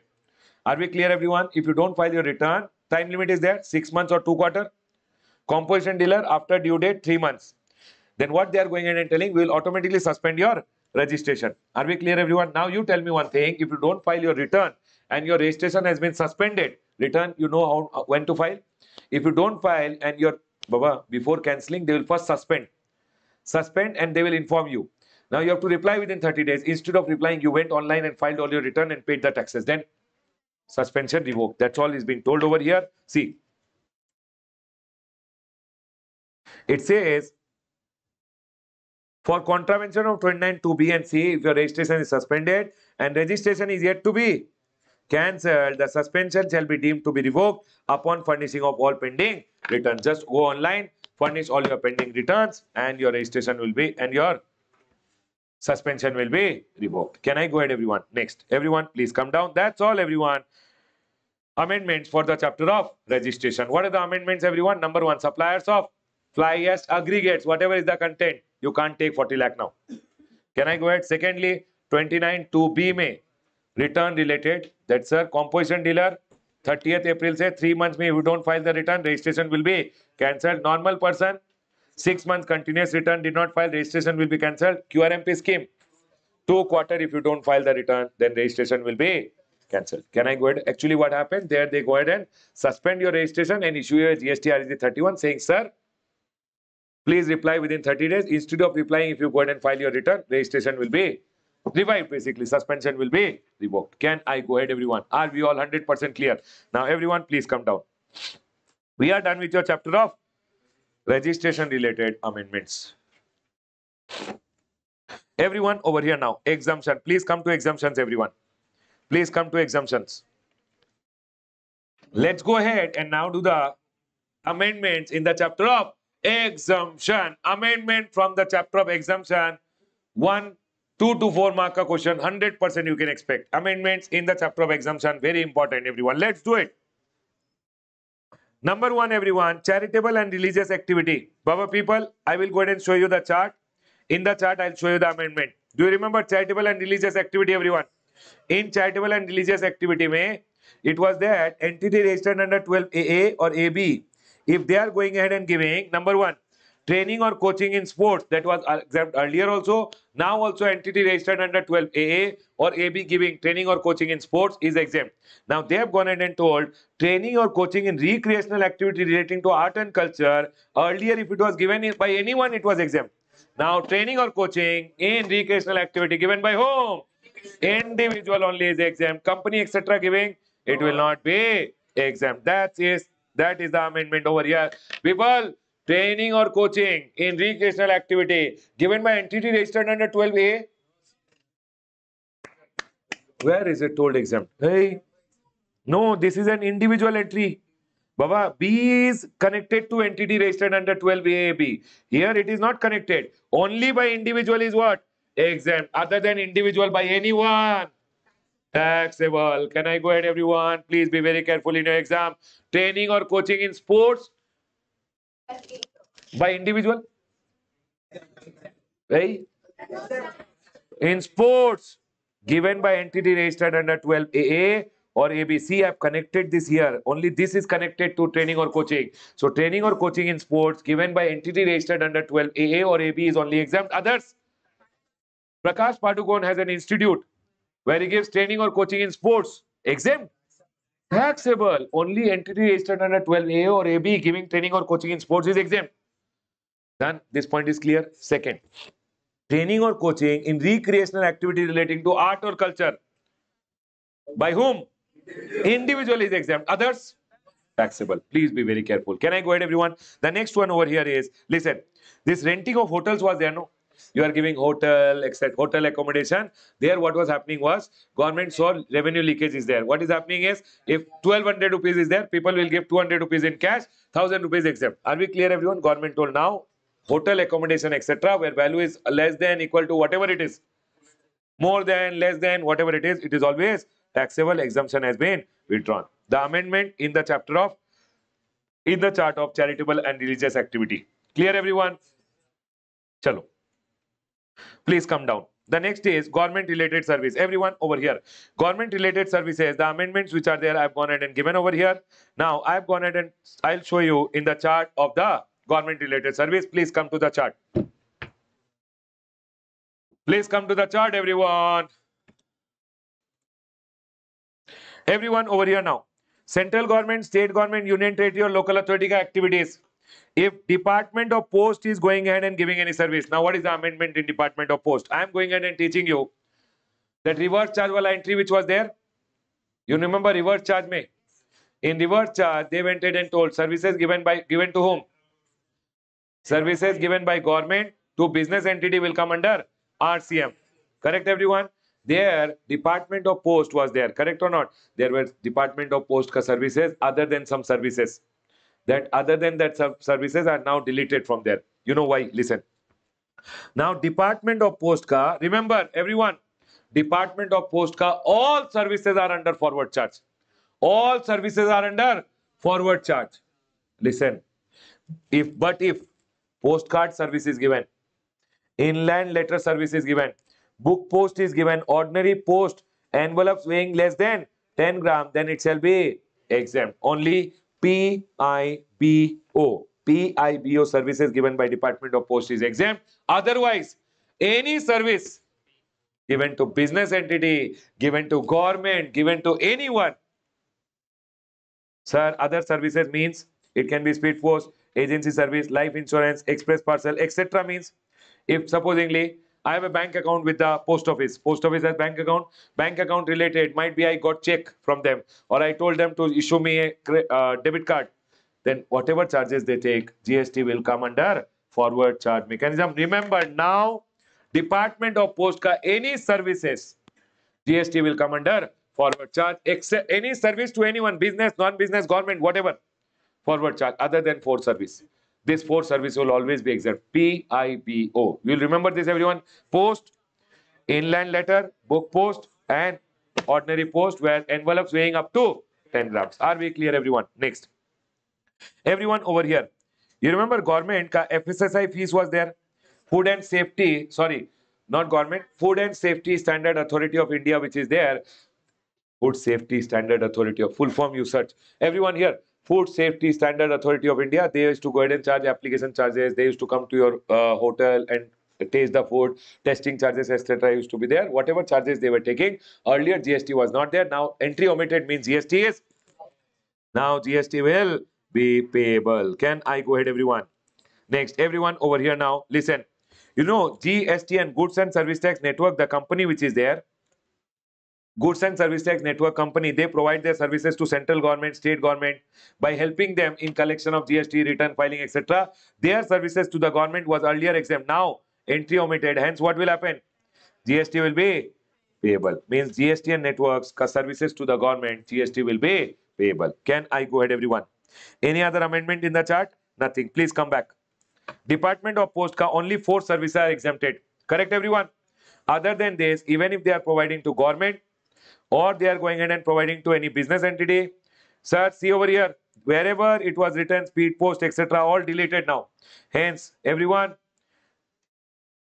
services given by government, services by central government, etc., excluding these services to provided to whom?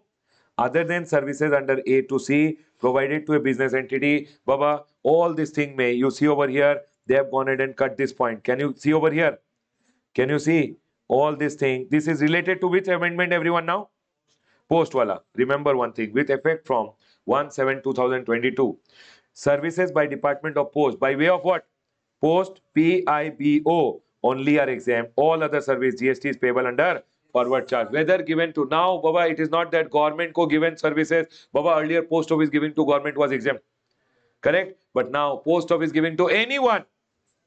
See here. Services here. Can you see other than given to government? Are you clear? All are deleted now. And hence, post office, you remember only this much now. What will you remember? All services GST will come under for other than forward charge, other than 4 services. Can I go ahead, everyone? And sir, that's all is the thing over here. FSSI wala I told you. Now I'll tell you the RCM wala. People here.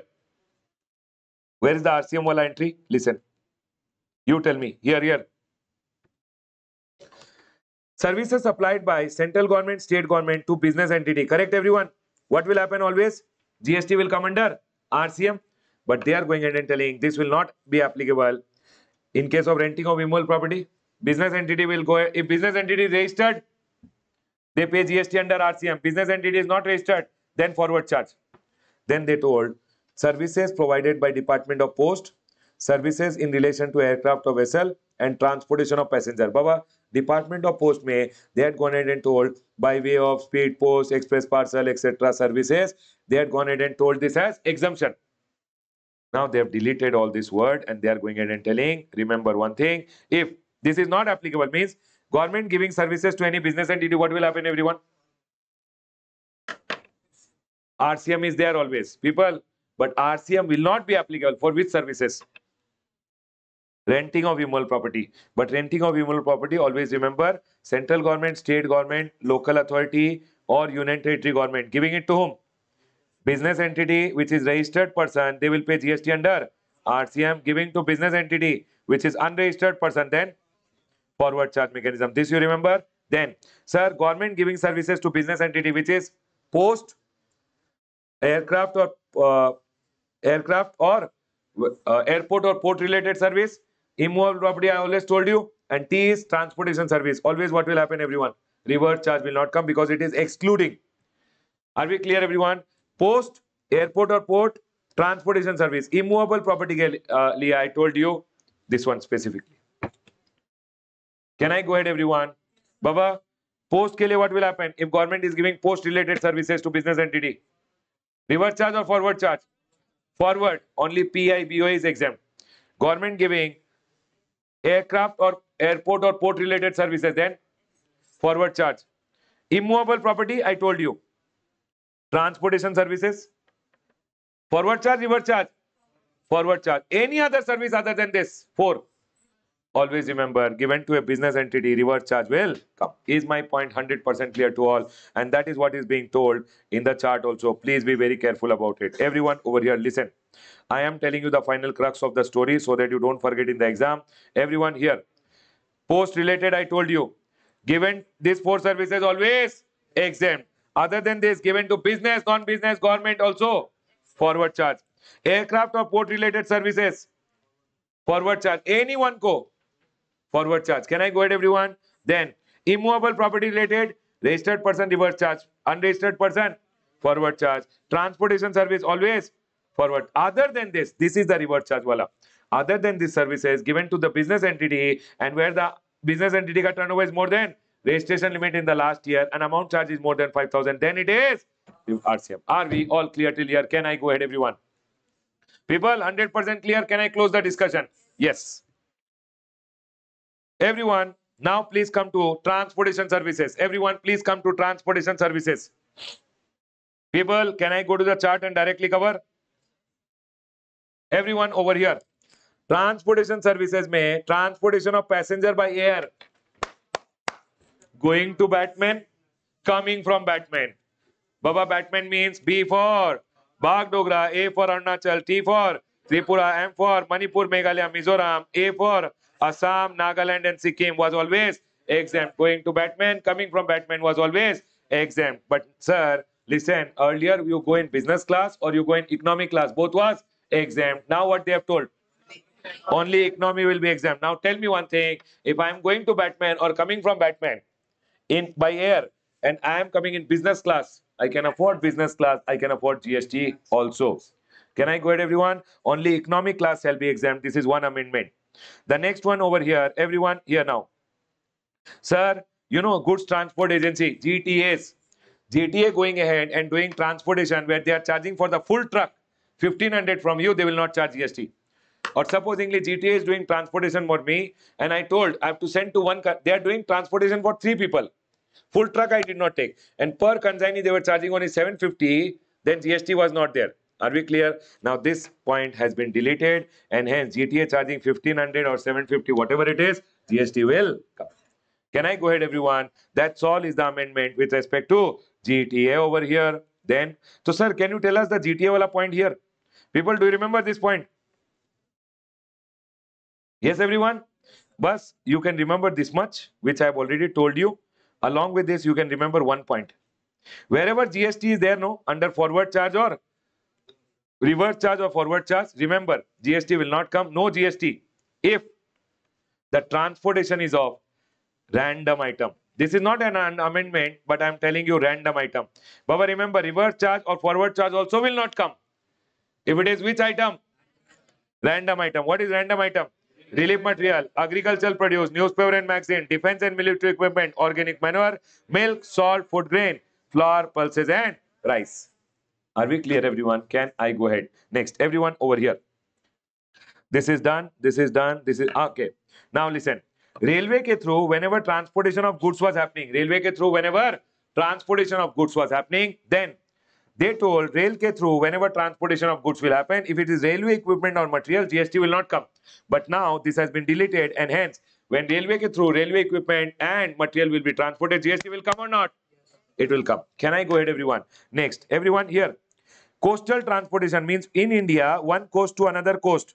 Whenever goods are transported, random item pe GST was not there. Plus, railway equipment and material pay also whenever transportation was there, GST will not come, they told. But now one coast to another coast, when vessel ke through you are doing transportation, relief, railway equipment and material word has been deleted. It means if you are transporting railway equipment and material, GST will come. Can I go ahead, everyone? Now, everyone here, transportation of goods by air, transportation of goods by people, transportation of goods by air.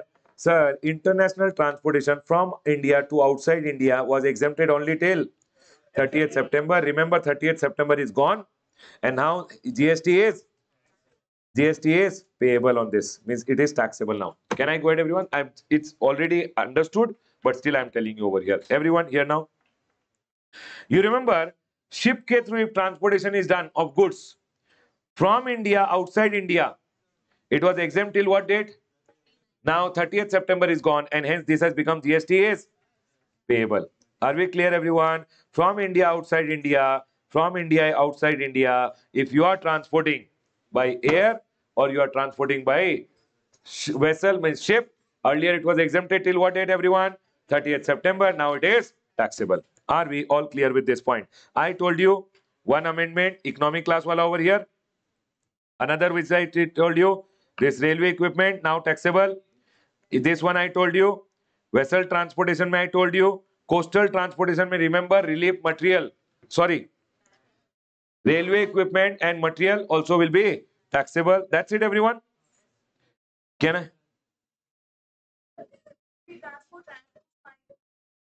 Random item through air, domestic is always taxable. It is not exempted. Baba, whatever it is, random item transported through air car domestic transportation is always taxable.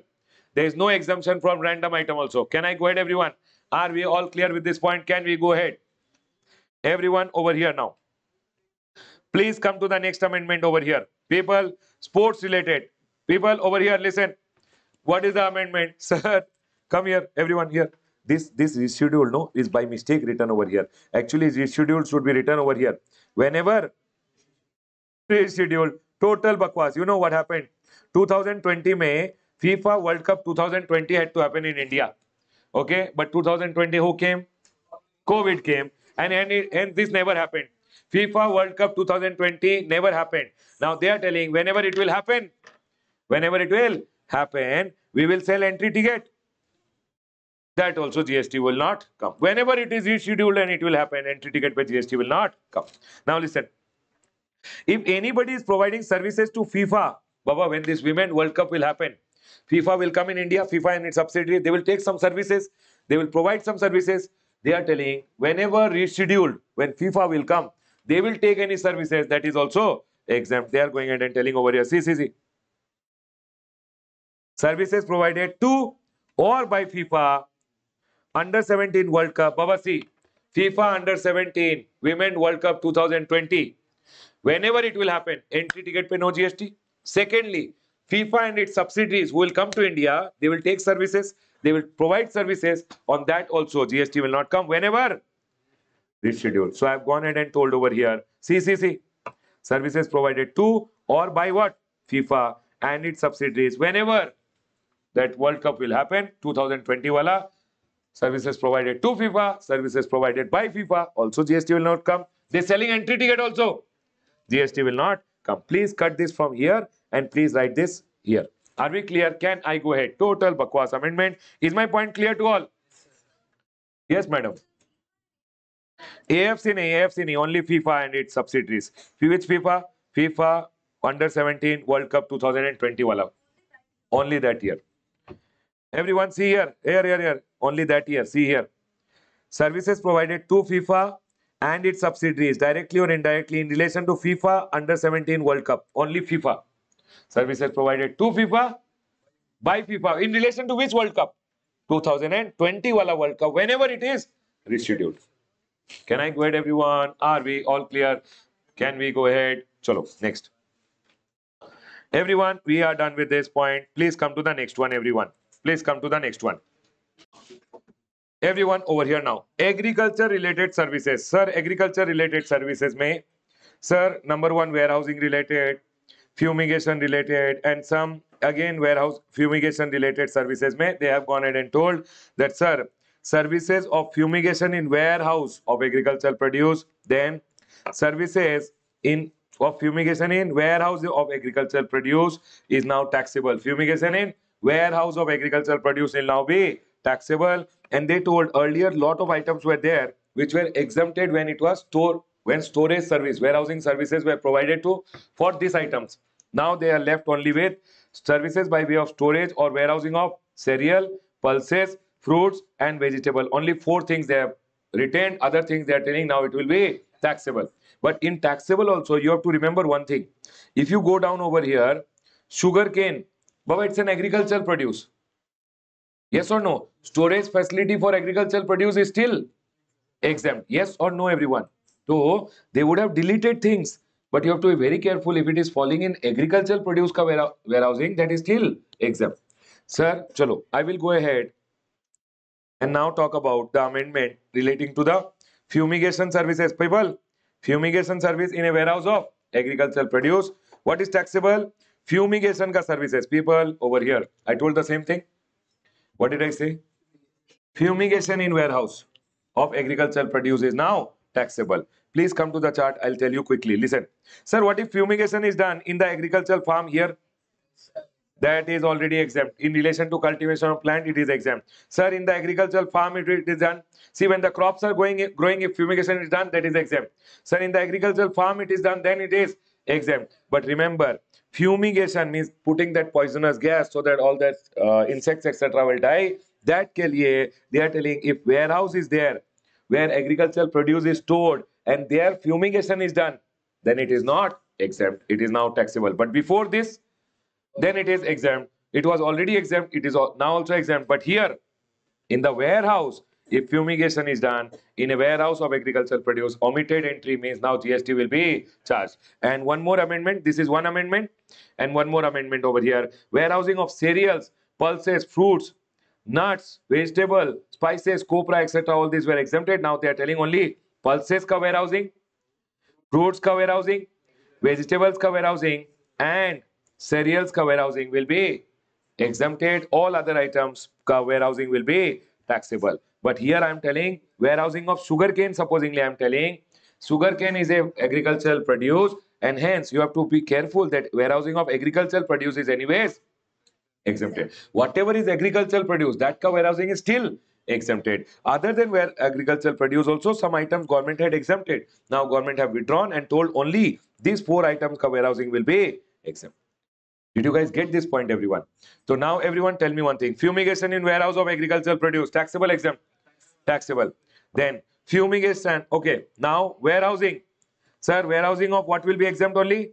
Cereal, pulses, fruits, and vegetable. All other items now entry say these items have been deleted, but these other items also you have to be careful. If any item is coming in warehousing of agricultural produce, and rice is exempt. Yes, everyone, are we all clear till here? Everyone over here, are we all clear with these 2 points? Chalo, let's go ahead. Please come to the next one. Health related services mein. People listen to me very carefully. Health related service mein, what is the amendment? Baba, health wala chart mein, please come. Earlier, what used to happen, people over here, whenever a person used to be admitted in hospital, if hospital mein room rent was charged, Baba, everyone over here, hospital mein room rent which was charged, Baba, they used to go ahead and say any room rent which is charged will be exempted. But now, supposingly one person is admitted in the hospital, now what they are going ahead and telling?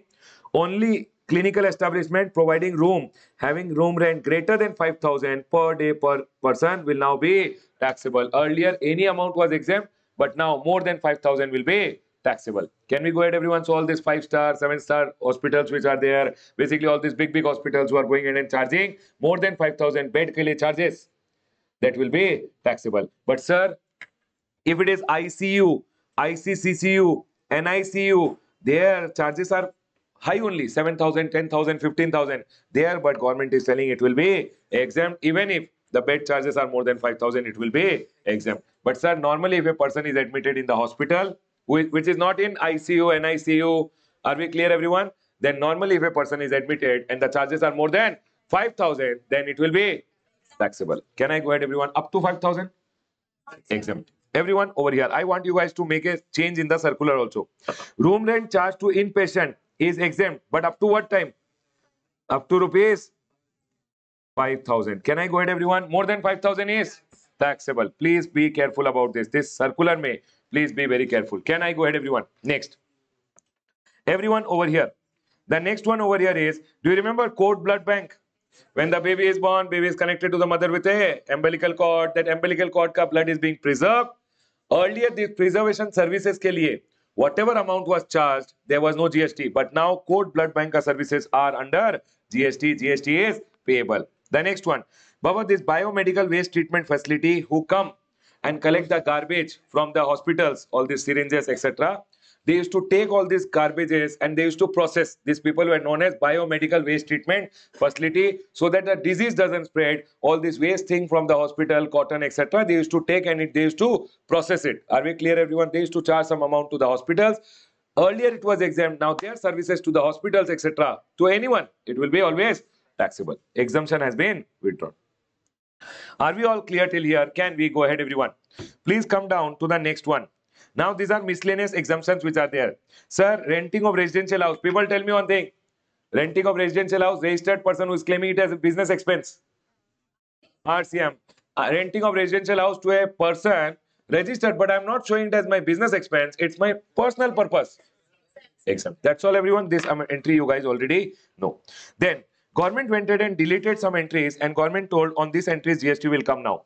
Services provided by the RBI. People, RBI providing services earlier was under exempt. Now services provided by RBI is under GST. You know, Insurance Regulatory Development Authority, IRDA. IRDA ka services were exempt when they were providing to insurers. Are we clear, everyone? To insurers it was exempt. Now it is taxable. Then, sir, services provided by the SEBI. SEBI ka services were exempt. Now it is taxable. Then, sir, SEBI, Securities Exchange Board of India, their services are now taxable. And services provided by Goods and Service Tax Network to central government, state government, by GST and providing services to the government for GST implementation, GST collection, return filing, etc. Their services were exempt. Now GST and providing services to government, it is not exempt. GST is payable. Can I go ahead, everyone? Now, one new entry has come over here. This new entry I'll go ahead and tell you quickly. Okay, everyone, listen.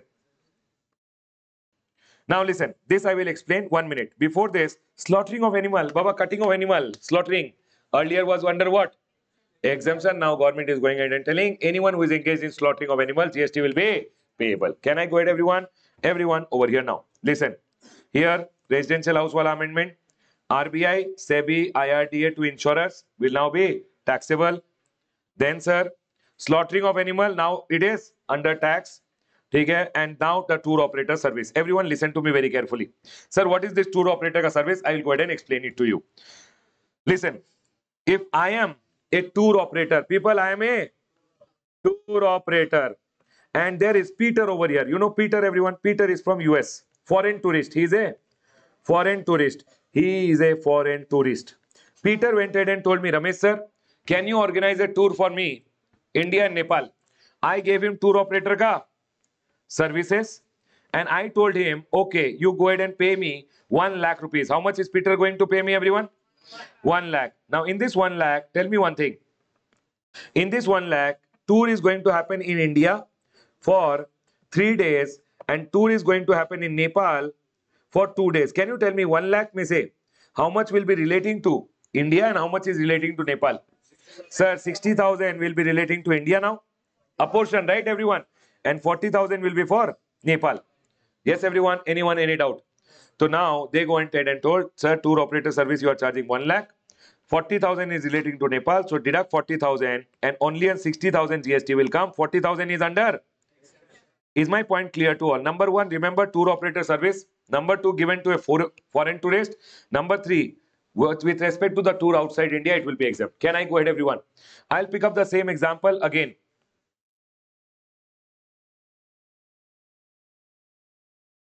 People, services given by whom? Tour operator. To whom? Foreign tourist. Supposingly, in this case, I am telling 2 days in India, 3 days in Nepal. Can you tell me how much will be exempt?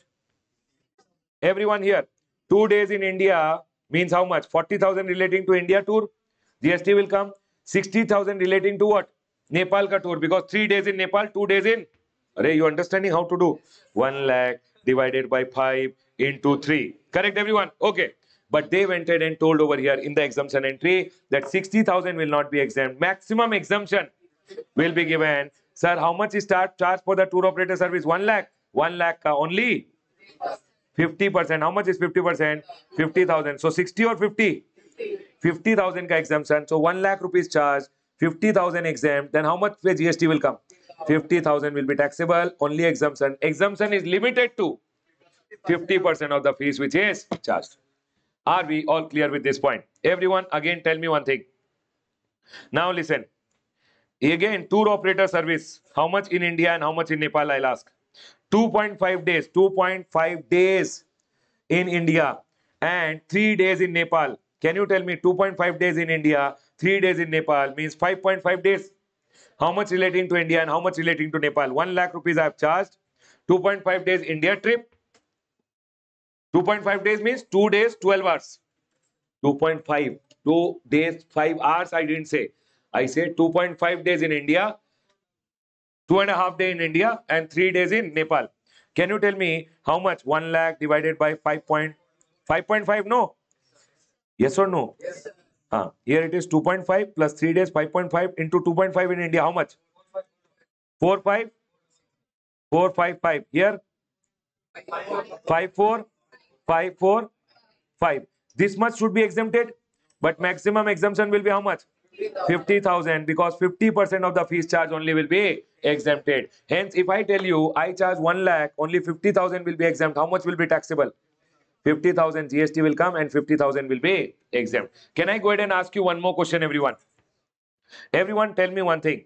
For an example, I am a tour operator. I gave tour operator service to a person who is a foreign tourist. I told him your tour in India will be 2 days plus 8 hours. Baba, this 8 hours you will be considered what? And I am telling Nepal, everyone, Nepal will be 2 days, and okay, Nepal will be 3 days, and suppose Nepal will be 3 days. Now you tell me this 8 hours you will consider as what? Half day. That is also told in the amendment. When you go ahead and read this amendment over here, in this they have gone ahead and told, please remember, less than equal to 12 hours, always take it what? Duration of time less than 12 hours will be taken as half day. So if I tell you 2 hours, 8 days means what? 2.5 days in India and sir, 3 days in Nepal, the same to same calculation will come.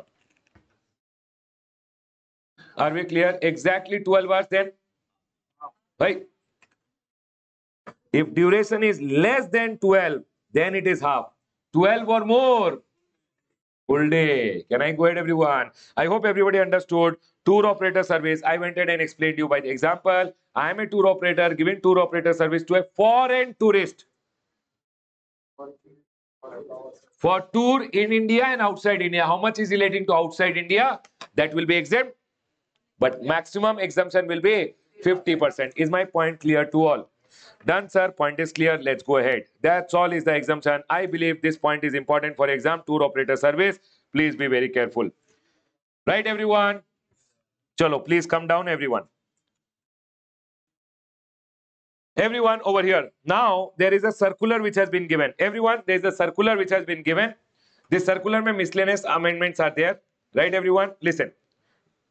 Whether GST is applicable on entrance fees or fees charged for issuance of eligibility certificate for admission or migration certificate by educational institution. People, do you remember? I will go ahead and show you the chart relating to exemption. Okay, everyone?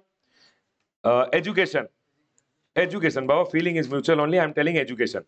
Educational institution providing any services to whom?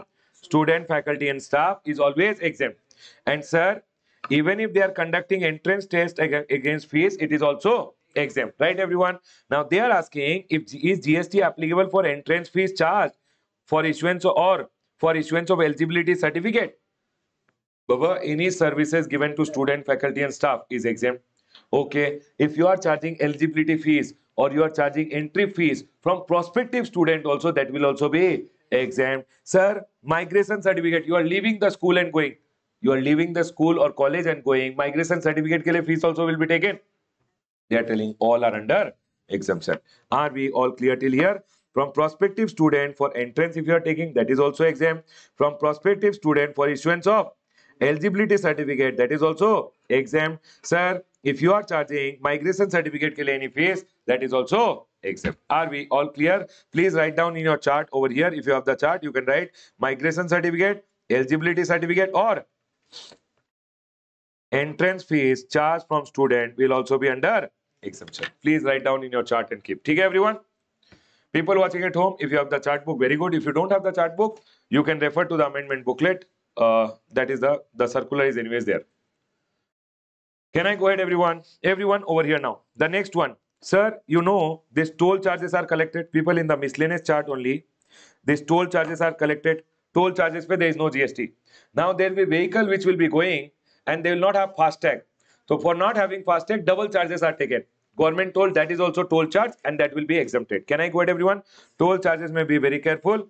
If toll charges are taken, if toll charges are taken or higher toll charges are taken, both are always exempt. Sir, any overloading charges taken? That is also exempt. Next. You know, IVF technology. Everyone, IVF technology is nothing other than treatment for what? Pregnancy. Diagnose, treatment and care. Diagnose, treatment and care for pregnancy is always exempt. And remember, IVF technology, please write down in your chart for healthcare wala chart. Baba, you write over here.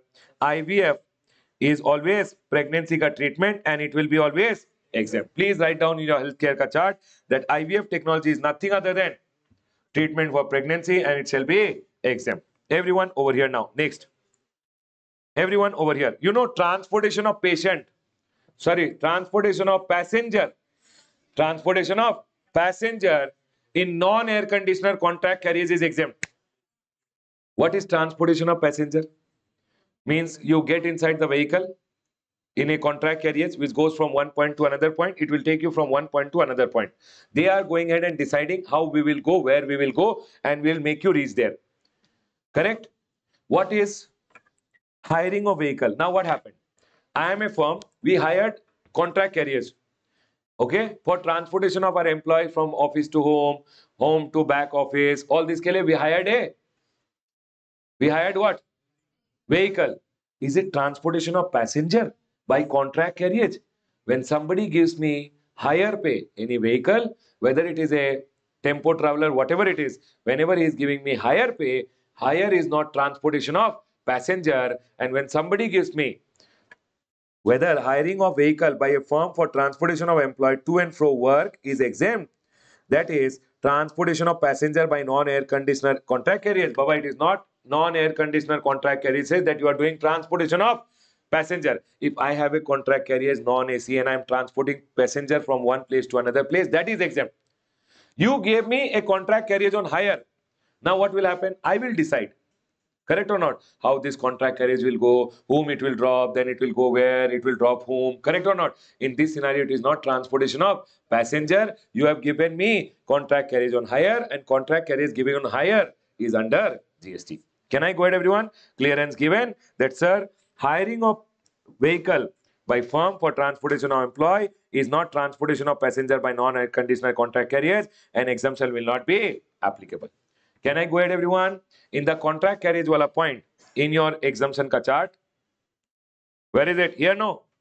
Here you can write, for here you can put a star and write that, sir, hiring of contract carriage by whom? By firm, a GST will come. That's all you can write and keep so that you are not confused before the exam. You will remember. Hiring of contract carriage. Baba, I have anyways told this. You know what? Higher pay, it is always taxable. Yes or no? If you give me on hire or if you take it on hire from me, it is always taxable. It is not transportation of passenger. Can I go ahead, everyone? Next. Baba, everyone here, again, this chart only. Tell me, you know, this Andaman Nicobar Islands, Lakshadweep Islands, correct? All this may what will happen here. Baba, here there is Andaman Nicobar or here there is Andaman Nicobar? Which side? This is Andaman Nicobar only. Here what will happen? Ferries will run. The ferries will go from here. One island is there from here to here. Are we clear? These ferries which are there is public transportation. And public transportation, I've already told you in this transportation ka chart. People, in your transportation ka chart, what is there? Public transportation is always exempt within India. Now people went ahead and asked, sir, what if these ferries are run by private transporter? Government, public sector. Government told public transportation means public transportation. Whether ferry is run by a private owner or whether it is run by government, it shall always be exempt because it is public transportation within India, which is always exempt. So if you have the chart, in the chart only you can write and keep over here that public transportation is exempt and Baba, ferry ka case mein also it will be exempt. And ferry is also nothing other than public transportation. Clear, everyone? Let's go ahead. Next. Sir, whether transportation of mineral within a mining area, say from the mining pit to the railway siding, beneficiation planned by vehicle deployed with the driver for a duration, specific duration of time, would be covered under entry number 8. Papa people, entry number 18, I'll tell you. People, if you see the transportation ka chart, people, everyone here, in the transportation chart, transportation of goods by road, by individual truck wallahs who are there, other than GTA, it is always exempt. So for an example, I have a truck. You wanted to transport your fridge from one place to another. I transport it for you. It will be exempt. Okay, everyone? Now, supposingly, you are a mining company. You told me, sir, your truck, along with driver, you deploy your truck in my mining field. I deployed my truck in the mining field. Now, my truck is there in the mining field with you. Coal, etc. you will put in the truck. Take the truck to the railway. Railway may you will put all the coal. It will come back. Now, that is what? That is transportation of goods by me or giving of truck on hire by me. Giving of truck on hire by me. It is not transportation of goods by me for you. I have given you my trucks along with driver. But that is not transportation of goods ka service. That is what? Giving of truck on hire and GST will come. Everyone over here, it says no such renting of truck and other freight vehicle with driver for a period is services of renting of transportation vehicle with operator and not a service of transportation of goods by road, and it shall not be under exemption. Are we all clear? Can we go ahead, everyone? Next. So you know what? TV channel called me. They told Ramesh sir, you come, we'll give you 1,000 rupees. Is it exempt anywhere? Is it under reverse charge anywhere? It is under forward charge. If I'm registered person, I'll charge GST on the services provided by me, because I went to the TV channel, they gave me an honorarium, 1,000 rupees. On that, I will charge GST. If I'm a registered person, not registered person, no GST. Clarification, total bakwas. Can I go ahead, everyone? Are we all clear? Now, when you see this clarification, no, you will see 1, 3, 4, 5, 6, 8, 10. Sir, why is it not serial order? Actually, what happened?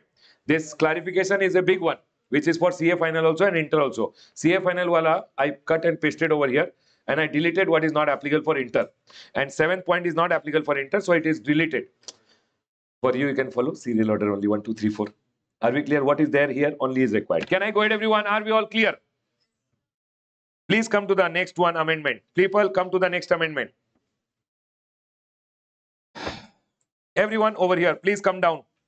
In your chart, I will go ahead and tell you quickly. Come to your chart, everyone.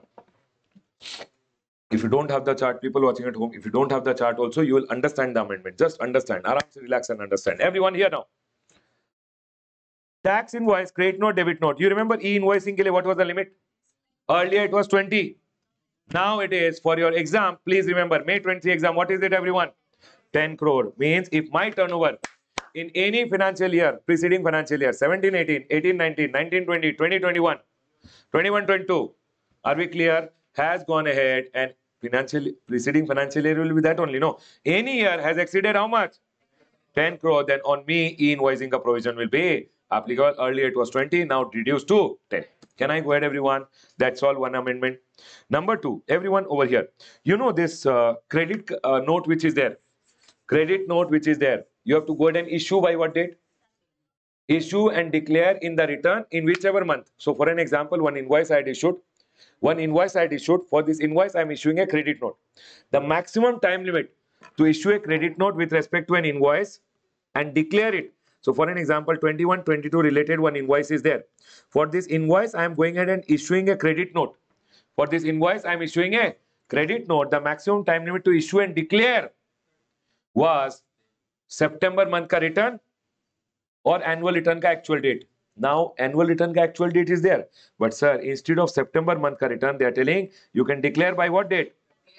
30th November. So till 30th November, whichever return is going, October month ka return might be you filed on 22nd, 24th, 26th, 28th, late also, but till 30th November, whatever return you are filing, you can declare that credit note over there, and you know what will happen? Your liability will be adjusted. But sir, if I don't declare by 30th November, your liability adjustment will not be done.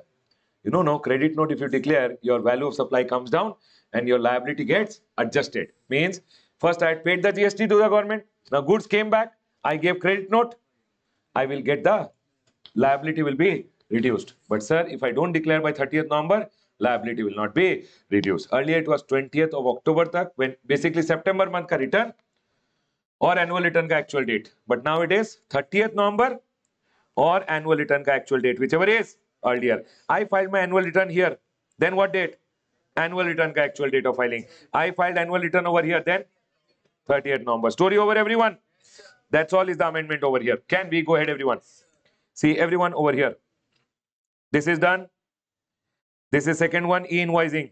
Now, one more thing, everyone. You know what was happening? Do you know there are some people who are not required to do e-invoicing? Are you know? Who are the people not? Sir, with respect to B2B supplies and for export you will do. But sir, there are some people who are like government department, local authority, SEZ unit, or those people who are under 54, 2, 3, 4 and 4A, BGPM, Baba, banking company, NBFI, NBFC, banking company, financial institution, correct or not everyone? Insurance company, G for GTA, passenger transportation service, whoever is there.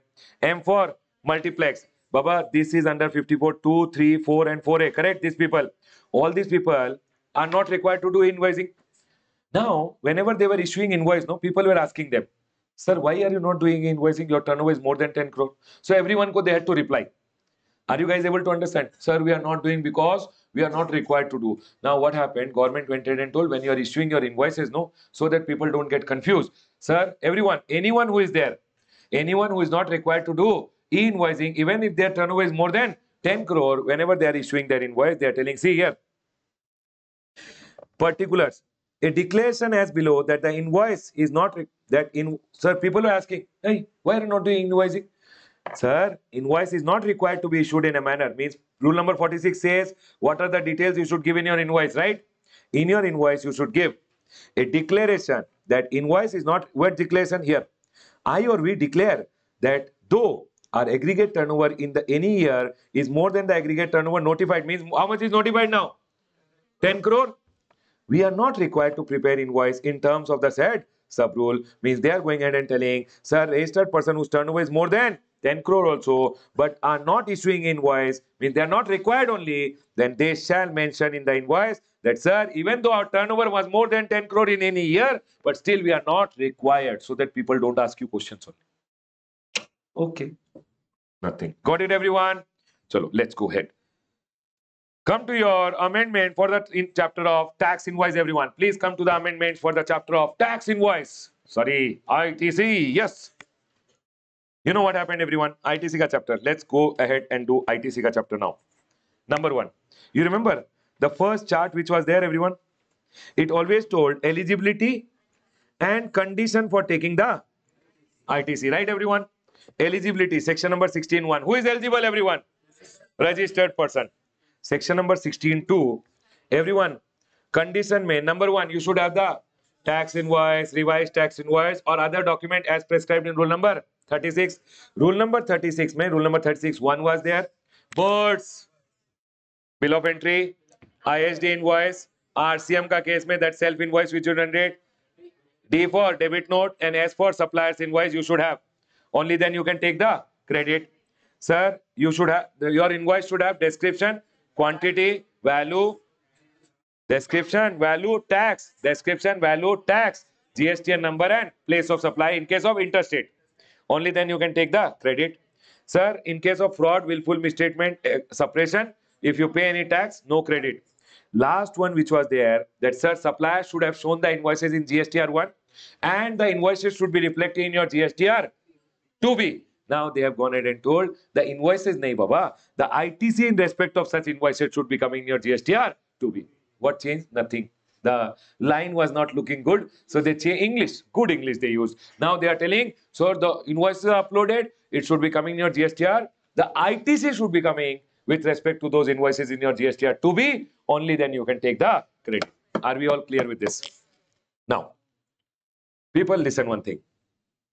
Supplier should show in their GSTR 1, it should come in your GSTR 2B. Now government have gone ahead and introduced one section called section number 38. Section number 38. And government have told in section number 38 that whatever amount will come in your GSTR 2B, we'll divide it into two parts. We'll divide it into two parts. One is available credit and one will be unavailable credit, restricted. Baba, people will show in their GSTR 1 invoices and debit note. It will come in your GSTR 2B. Government told 2B will divide into two parts now.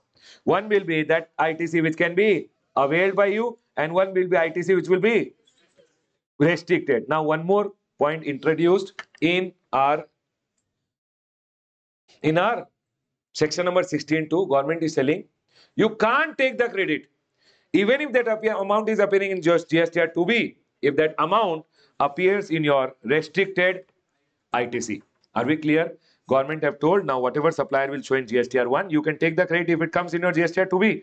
But in GSTR 2B also government is telling now we'll divide it into two parts, and if it comes in availed, you can take it. If it comes in restricted, you can't take it. And this point introduced that, sir, the details of the ITC with respect to supply communicated to registered person should not be restricted. Under section number 38, they are talking about this point that, sir, available which you avail, the ITC which can be availed and the ITC which will be restricted. This is told under section number 38 in your returns chapter.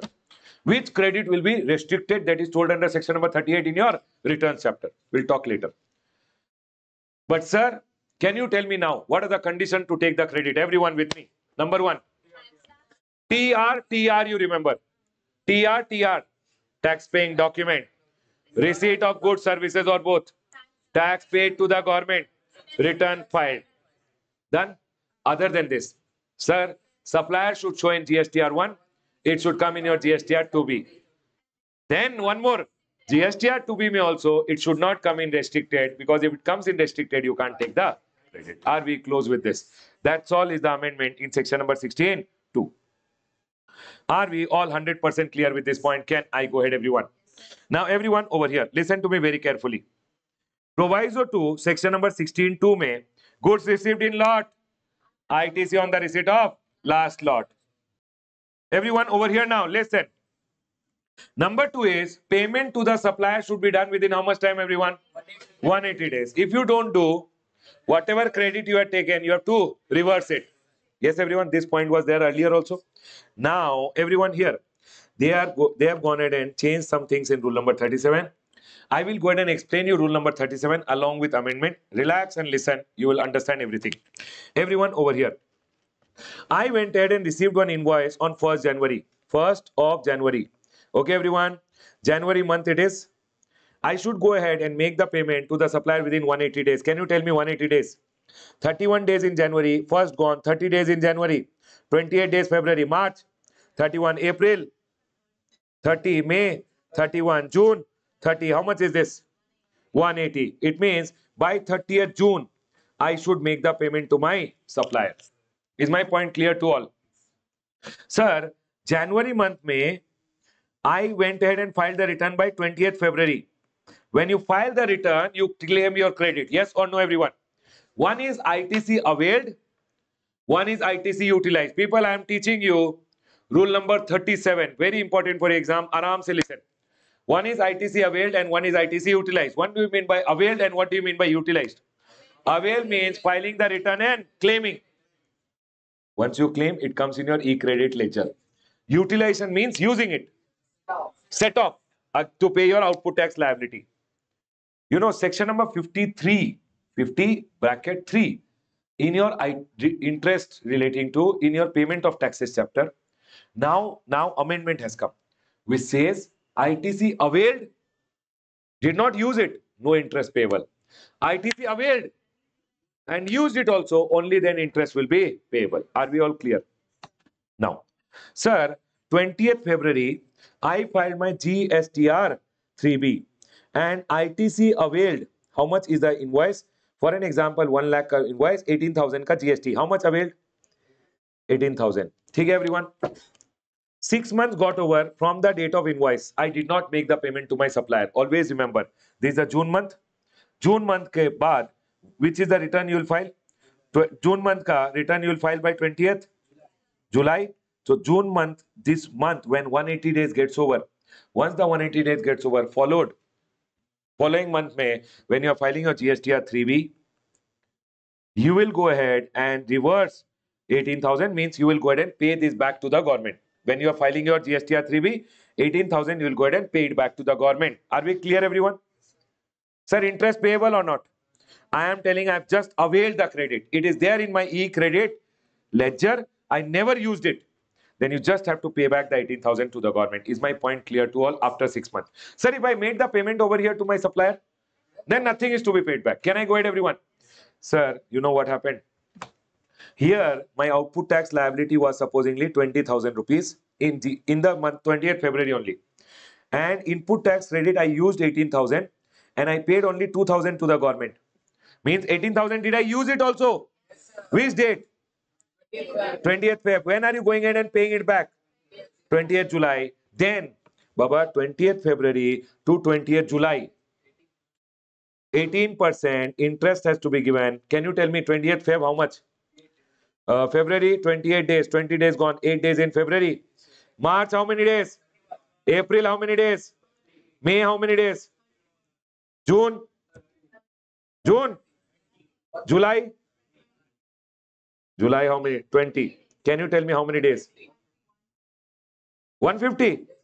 Okay. 150 days into 150 divided by 365. Can you tell me interest, everyone?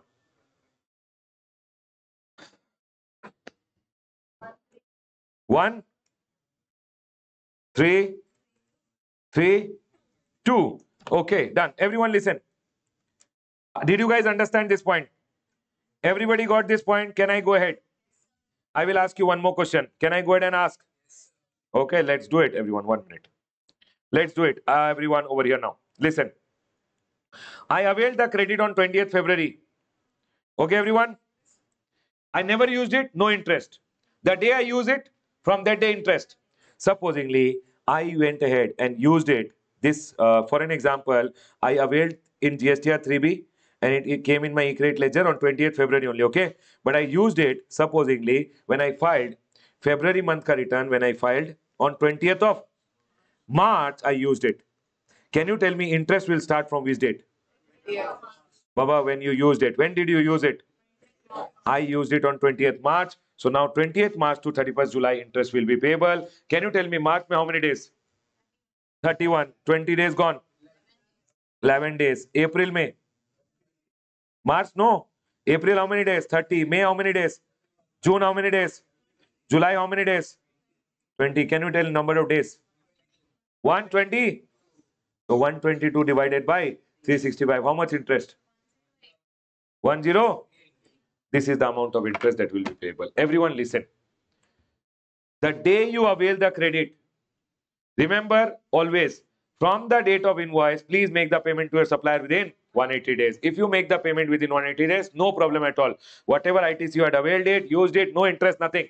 If you don't make the payment within 180 days, sir, which month 180 days gets over? Next month, when you are filing the GSTR 3B, please pay that amount along with interest. For the number of interest will be from which? Okay. If you did not use it, no interest. The day you use it to pay your output tax liability, from that day, interest up to date of payment. You have to pay interest. Is my point 100% clear? I've given you examples also. Everyone over here. Payment to the supplier should always be done within 180 days. If not paid, then pay along with interest at the rate of 18. Registered person shall pay the amount equal to the ITC availed. And interest will be when, everyone? Interest will be payable while filing GSTR 3B for the period immediately following 180 days. Means you have to reverse it along with interest. Sir, interest will come when? Remember, interest only if availed and utilized. Is my point clear to all? Can I go ahead, everyone? 100% got it, everyone. Last bench. Okay. Last bench is telling, sir, we are sleeping. Everyone see here. Listen. Okay, one more change in section number 16. Okay, tell me one thing. Section number 16, 3 May. Depreciation taken, don't take ITC. ITC taken of the tax component, don't take. Section number 16, 4 May, there was maximum time limit to take ITC for an invoice or debit note. What is the maximum time limit? Earlier it was September month ka return 20th October. Whenever you file September month ka return or annual return ka actual date. Now, Baba, wherever it was that September month ka return 20th October, all this has been made what? 30th day of November, following the end in which, following the end of the financial year, with respect to which invoice or debit note relates, or annual return ka actual date. Can you tell me, everyone? 2021 invoice. When can I take the credit? 30th November, not November month ka return. October month ka return filed on 20th November, then Baba, that is the last day. 22nd November, that is the last day. 24th November, you filed October month ka return, that is the last day. Last day is 30th of November. Or annual return filed here, then annual return ka date. Sir, if annual return filed after 30th November, then okay, adjust. Huh. Then 30th of November. Did you guys get this point, everyone? That's it, everyone. This is done. Baba, section number 16 ka this chart which is there is A graded. A graded. One small question they will ask. Everyone here. Let's see the amendment. See here. Section number 16, 2 May. I went ahead and told you. Rule number 36 is there, correct? Rule number 36 May, second point May, one place GSTR 2 was deleted. GSTR 2 is deleted. So this point also got deleted. Can I go ahead, everyone? Here, 60, rule number 36, 4 May. Now they are telling ITC in respect of language correction. Nothing. Section number 16, 2 May, one BA condition inserted. If the amount is appearing in a restricted credit, you can't take the credit. Sir, here one rule, section number 43A ka reference was there. From the Act, section number 43A is deleted. So the reference also deleted. Maximum time limit, you guys already know. Rule number 37, I have explained you. From the date of invoice, you have to pay the amount within 180 days. If you don't pay, the day you availed, did not utilize, then just reverse it. Utilized it, the day you utilized, from the day till the date of paying it back, means reversing it. Reverse, how do you do? Through your return. You pay it back to the government. Till that time, you have to pay interest. Can I go ahead, everyone? Are we all 100% clear? Next. This is clear, everyone. Please come down. Section number 17. Everyone listen to me very carefully. This is with respect to your banking companies. Everyone over here. Earlier, no, here in your rule number 38, I'll tell you amendment. GSTR 2 ka reference was there. GSTR 2 is deleted, so reference deleted. Section number 42 is deleted, so reference deleted. Section number 43 deleted, so reference also deleted. That's it.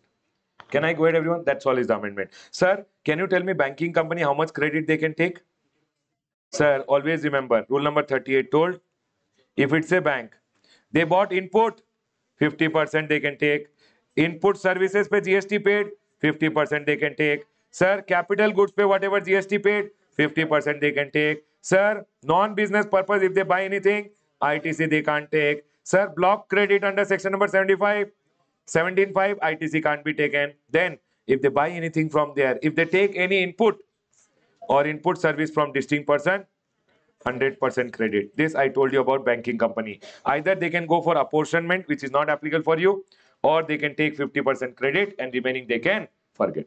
Can I go ahead, everyone? This is not important from exam point of view. Can I go ahead? But still, I told you about banking company. Everyone, please come to the next one. This amendment, I'll teach you in the chart. Please come to the chart. Okay, everyone, I have not given the chart because chart mein there is no change only. Everyone here, please come to your block credit wall chart. Everyone, please come to your block credit ka chart. People who have the chart, very good. People who don't have the chart, you can understand it directly. There is no change in the chart. When there is no change in the chart, that chart is not there in the amendment booklet. Everyone here. See, whenever you take leasing, renting, hiring of motor vehicle, vessel and aircraft, leasing, renting, hiring of motor vehicle, vessel and aircraft, credit is blocked, correct? Buying it, credit is blocked. Renting also, credit is blocked. My question is, leasing, renting, hiring of motor vehicle, vessel and aircraft, credit is blocked. What about machine? Not blocked. What is not blocked is always allowed. I went ahead and bought any other item, I took it on lease, then not blocked, allowed. What is blocked is leasing, renting, hiring of motor vehicle. Any other item. Sir, leasing, renting, hiring of machine, or other items. Baba, it is not blocked, allowed. Can I go ahead, everyone? Next, one more question people asked. Sir, you have written obligation under law for employer to provide to employee this point. Then ITC will be allowed, you told, right? Sir, is it applicable only to this point? Or is it applicable only to this point? Means B ka, only this one, or this one, or this one. Government told all the 3 point may. If this or this service is provided by employer to employee as an obligation under law, then the employer can take the credit. Are we clear? This proviso which was there, it is applicable in all the 3 cases. Can I go ahead, everyone? I'll ask you. Employer gave cab facilities. Employer went ahead, supposingly, catering services to the employee because it was obligatory under law. Can I take ITC? Yes. Sir, club membership. Employer gave to employee because it was an obligation under law. Can I take ITC? Yes. Sir, employer gave vacation to employee because it was obligation under law. Double benefits. Credit can be taken. Yes. This provides this. I already taught you. This is applicable to all the 3. Can I go ahead, everyone? These 2 things were being clarified. There is no amendment at all. It's just a clarification given. Can I go ahead, everyone? Clarification number 1 and clarification number 2. Chalo. Please come to the next one. Payment of taxes, everyone. Of tax. Please come to the amendment for the chapter of payment of tax. Listen, section number 49 is your payment of tax ka chapter. In that, they have gone ahead and told section number 49(1) may, when you read section number 49(1), section number 49(1), it says, sir, you can deposit your tax by net banking, and credit card, debit card, NEFT, RTGS, and there it was told that such other mode as may be prescribed. Are we clear, everyone? And prescribed is in rule number 87. And when you go ahead and read rule number 87, now there are 2 new modes of payment of tax has been introduced. So when you have to deposit the money in your e-cash ledger, how will you deposit? Sir, you can use your net banking. Correct, everyone? Now you can use your unified payment interface, that is UPI is also allowed. Sir, IMPS, immediate payment services, IMPS is also allowed. So now remember for your exam, if they go ahead and tell you what are the modes of payment, you have to go ahead and write all of this over here. Net banking, UPI, IMPS, credit card, debit card, NEFT and RTGS. And over the counter, how much, everyone? 10,000 per tax period per challan. Can I go ahead, everyone? Remember this. UPI is also a mode which is allowed now. And you know what? Whenever you go ahead and generate, whenever you go ahead online and you make the payment through NEFT, RTGS, or you go ahead and use IMPS, the challan which will be generated, no, along with the challan, one mandate also gets generated. And they are going ahead and telling for IMPS payment also, when you go ahead and make the payment through net banking or RTGS or IMPS, then along with the challan, one mandate will get generated. That's all. Are we clear, everyone? This is the amendment with respect to rule number 87. Can I go ahead, everyone? People, see here. When you go ahead and generate one, challan, no, payment challan. Along with the challan, if you go ahead and see down, they will go ahead and generate one mandate also. So basically, whenever you go ahead and use NEFT, RTGS, etc., one mandate also gets generated like this. Are we clear, everyone? So they are going ahead and telling with the IMPS mode also this mandate will be generated. Are we all clear with this point? Nothing. For your exam, you can remember, sir, 2 new modes of payment, IMPS and UPI. Are we clear? Don't remember only these 2. Remember all the 5 modes which are there. They can give you a 2 marks ka question. Everyone over here now. The next one. So crux is written over here. Read at home. The next one over here. Section number 49(2) may one amendment came. Sir, what is the amendment? They deleted the word or section number 43A. You know what happened? Section number 43A deleted from the act only. So when the section number 43A, which is deleted from the act only, their reference wherever it was there, no, it got deleted. Can I go ahead, everyone? The next one, nothing, no amendment at all. Then, sir, total bakwas amendment, TB. Whatever amendment is important, I'll always tell you. Can I go ahead, everyone? Next, sir, here they went ahead and told, tell me one thing. Baba, you have gone ahead and seen in your chart when you go ahead and see. When you go ahead and see in your chart, you will see over here, rule number 86A is there. This rule number 86A, for making any rule, the backing of the act has to be there. In the act, it was never told that you can restrict the credit like this.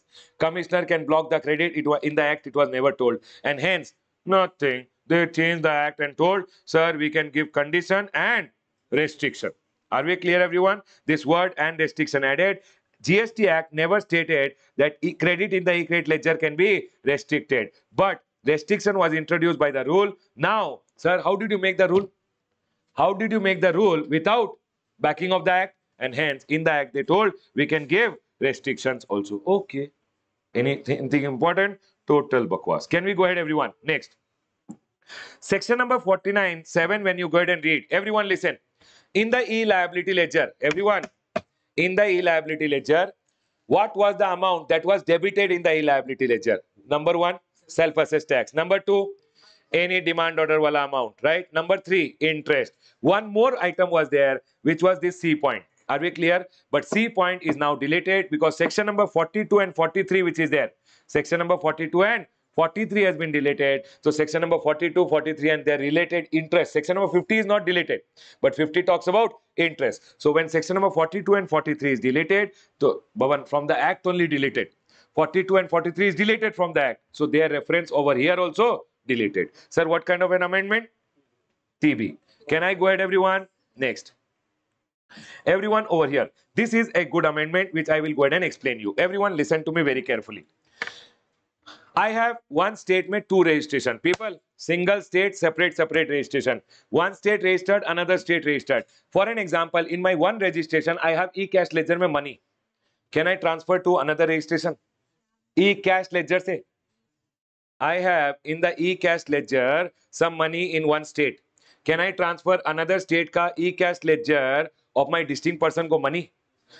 My state में, supposingly in my state, one registration I have e-cash ledger.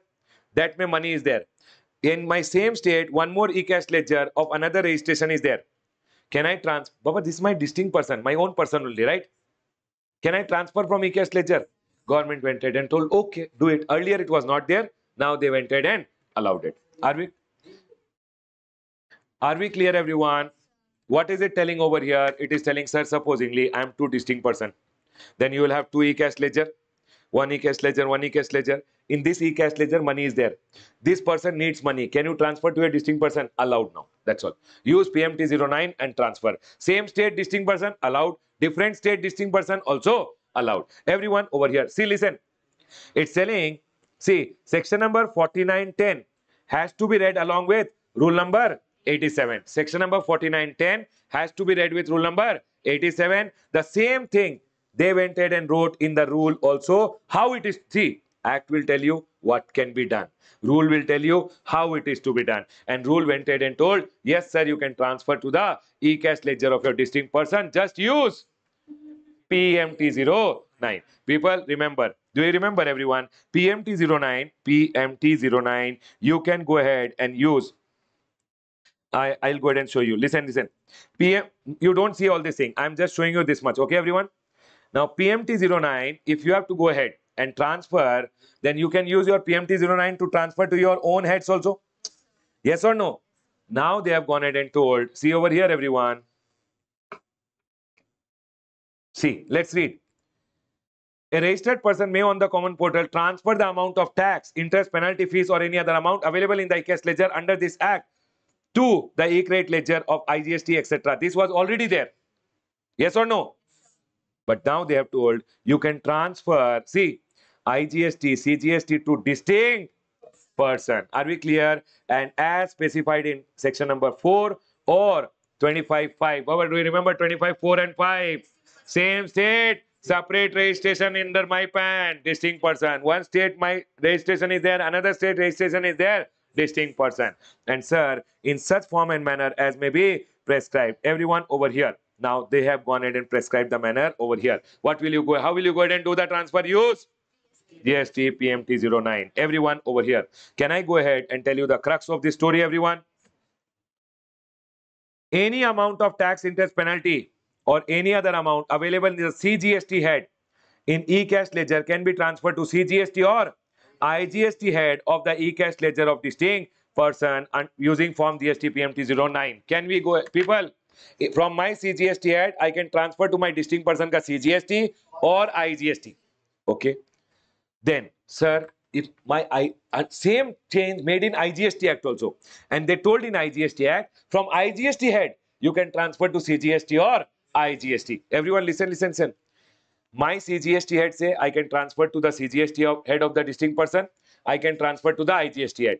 Now under IGST Act also amendment done, and they told from your IGST you can transfer to CGST or IGST of the front party. Now you will tell me, sir, from your SGST you can't transfer. Do one thing, no, use PMT09.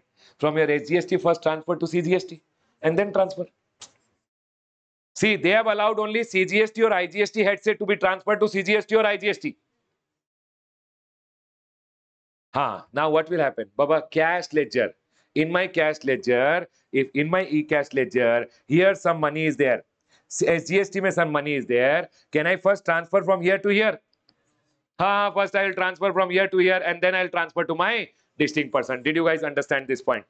Can I go ahead, everyone? Everyone, did you guys get it? Yes or no? In my e-cash ledger, CGST head say I can transfer to distinct person ka CGST or IGST. In my e-cash ledger, if IGST mein money is there, I can transfer to CGST also and IGST also. Is my point clear? SGST say you can't transfer, but remember, SGST say first you can use PMT09, transfer it to CGST, and then you transfer. Is my point 100% clear to all? Everyone, let's go ahead. See over here, the same thing I have gone ahead and written in the chart also. If you see the amended chart now, registered person may transfer any tax, interest, penalty, fees or any other amount available in the e-cash ledger to e-cash ledger of CGST, IGST of a distinct person using form GST PMT09. We are learning the CGST Act, so I am telling CGST can be transferred. When you read IGST Act, same thing is told. IGST can also be transferred to CGST or IGST Act. But remember one thing, before helping others, help yourself. If you have any liability payable, first pay that, otherwise the transfer will not be allowed. It says any transfer will not be allowed if the registered person has any unpaid liability in his e-liability ledger. Everyone, the same thing is written over here. See, such transfer will not be allowed if the registered person has any unpaid liability. Are we 100% clear? This is a good amendment. Please be careful. Can I go ahead, everyone? Everyone over here now, listen to me very carefully. Now, the next amendment over here, listen, this rule number 86B is there, no? This rule number 86B, this rule was made, but there was no act ka backing. Act never allowed it. Now they went ahead and made the change in the act and told act can go ahead and put such restriction that you can use e-credit ledger only. See, Baba, always it was told e-credit ledger you can use to pay your output tax liability. Was it ever told you can use only 99? Can you do some restriction? Now they went ahead and told in the act. That's all. In the act they went ahead and told. See, notwithstanding anything contained, the government may on the recommendation of council, subject to such condition and restrictions, specify maximum proportion of output tax liability which may be discharged through e-credit ledger. Can you tell me how much can be discharged through e-credit ledger maximum? 99%. Where is it told? In the rule. Rule came long back. In the act, they have gone ahead and written now. Can I go ahead, everyone? And rule can be made only if it is told in the act, and hence they went ahead and amended the act. What kind of amendment, everyone? Total bakwas. Can we go ahead, everyone? Now, next one. This amendment at intermediate level, I don't find it very relevant. But still, I will go ahead and tell you, everyone, because it's there. Okay, everyone? You want to listen? Once I will tell you. Okay, everyone? See, e-credit ledger, wherever e-credit ledger का 4B में amendment, where a registered person deposits the amount of erroneous refund sanctioned to him, okay, under 54(3) or under 96(3) in the contravention of Rule 96. People, I'll tell you one thing.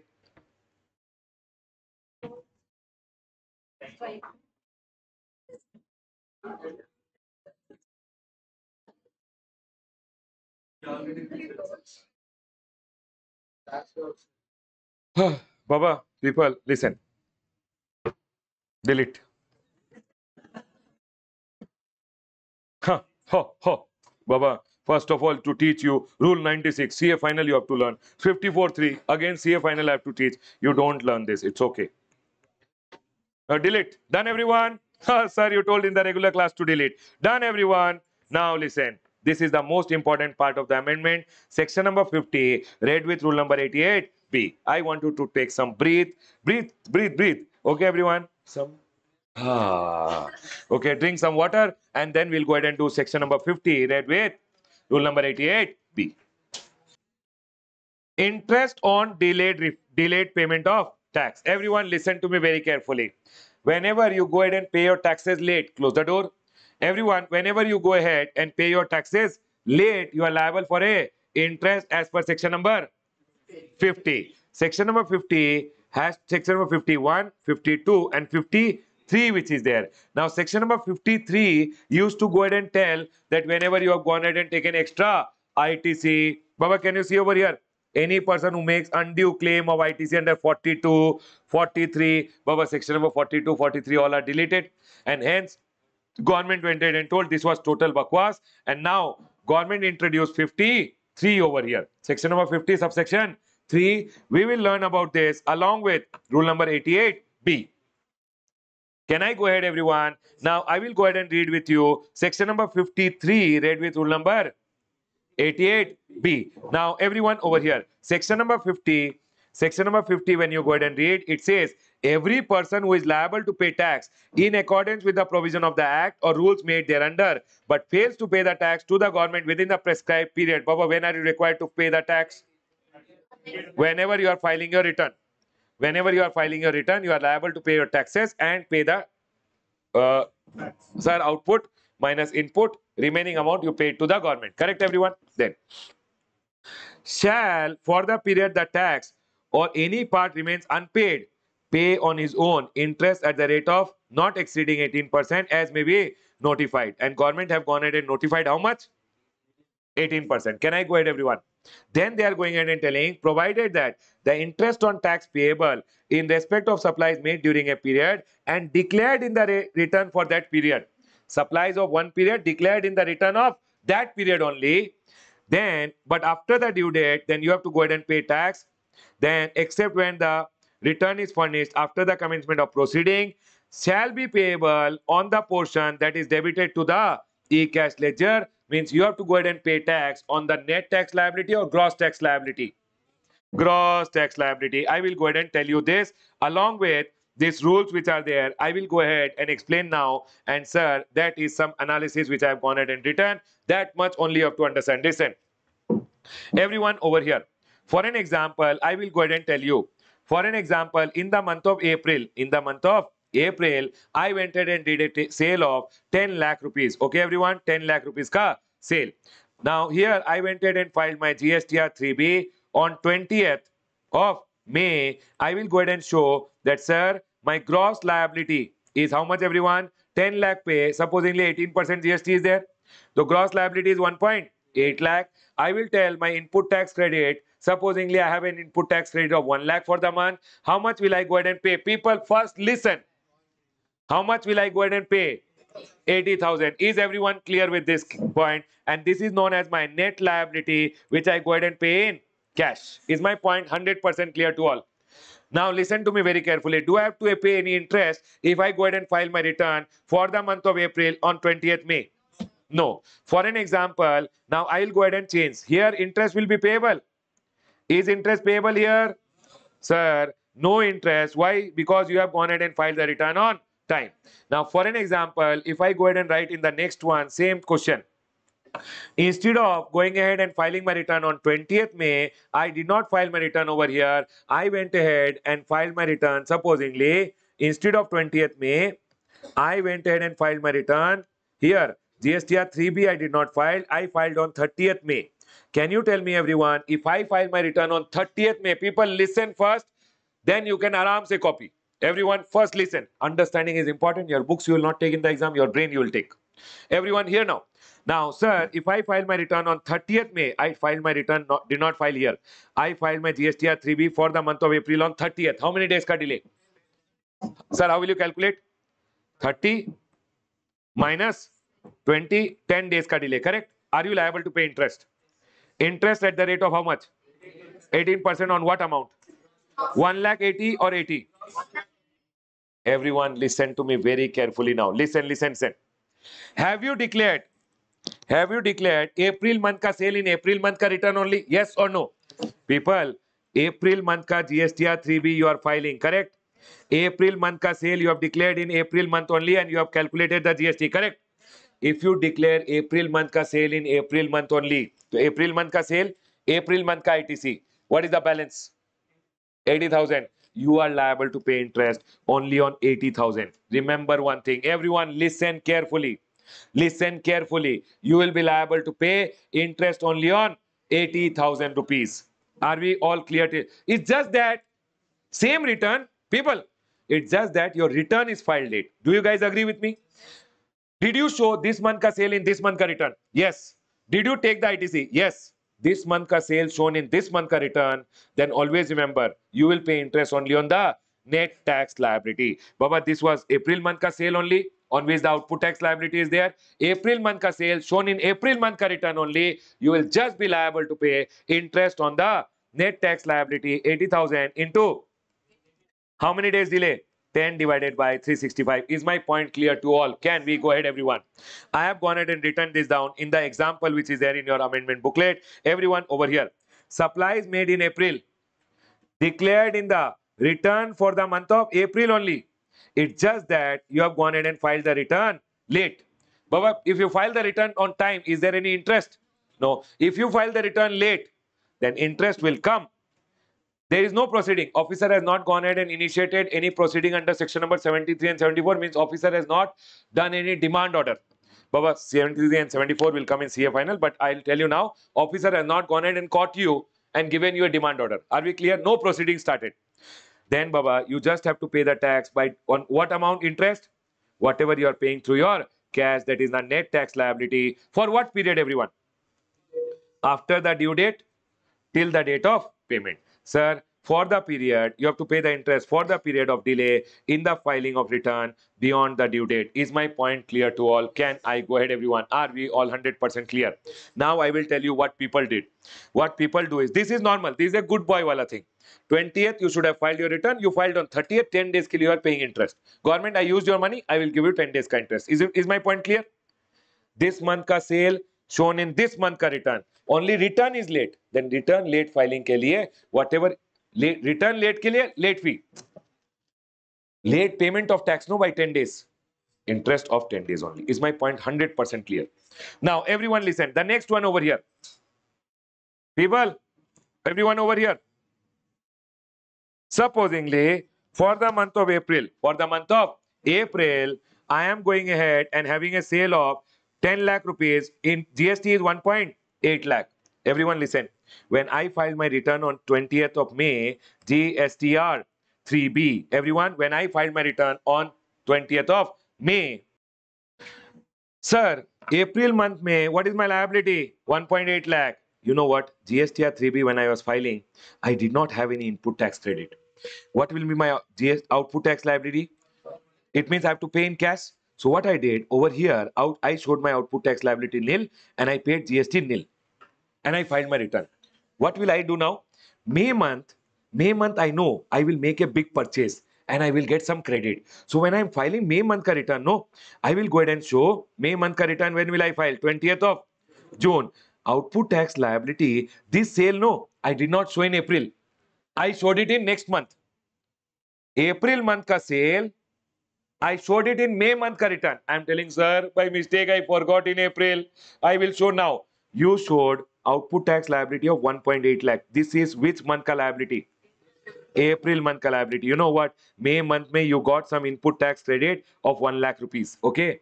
So what did you do? You showed your sale late. This is April month ka sale. Input tax credit you took what? 1 lakh, which is of which month? Government is selling cash mein how much you paid. Now government is selling, you think we are a fool. Next month ka liability you are using for previous month ka sale.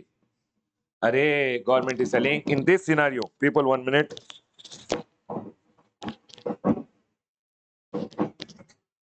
One minute. Everyone, what did government tell over here? April month ka sale. See, in the above one, what did I do? Nothing. Sir, it's just that the return is filed late. Yes, everyone? Late, I showed, this is April month ka sale only. This is credit till the month of April only. And hence, I will pay interest only on the net tax liability. But sir, next scenario, what did I do? April month ka sale, I showed it in the month of May, and I used the credit of the month of May. Government is telling in this scenario, you delayed. In this scenario, government is going ahead and telling in this scenario, you will be liable to pay interest on gross liability. You should have shown it by April and paid the tax. You are going in and showing it in May month ka return and paying the tax. What is the delay? 20th May you should have shown it. You are showing on 20th June on this whole 1.8 lakh, not on the net. Baba, this 1.8 lakh when government should have got. Eh. Now you tell me one thing. If I would have shown 1.8 lakh over here, government would have got his 1.8 lakh. You did not show over here. When did you show? Here. And you are telling I will use credit and pay net only. Okay, you pay net. But interest I want on what account?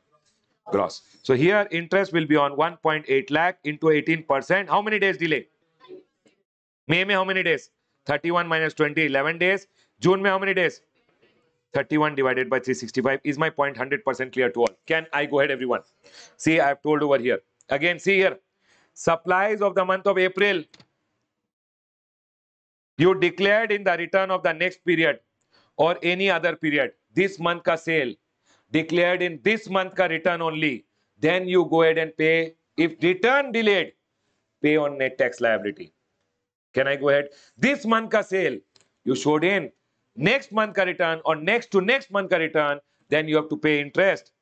Gross tax liability, that is starting from the day when the tax was due. When was this tax due? Here. But you went ahead and paid when? Till the date of when such tax is paid. This is not an amendment only. This was already there. Can I go ahead, everyone? Now, I will go ahead and tell you. Is my point clear till here? Can I go ahead, everyone? You know what, everyone? This also, this fourth one you can cut. This is over for you guys, not required. For CA final, I have taught this, but this point has come over here. Delete the fourth point. Everyone listen. Now listen, everyone here. April month ka one sale is there. I'll ask you. April month ka one sale is there. 10 lakh rupees ka sale. Everyone, GST how much? 1.8 lakh. When will you go ahead and show? 20th May. Are we clear? You should have shown your output tax liability 1.8 lakh.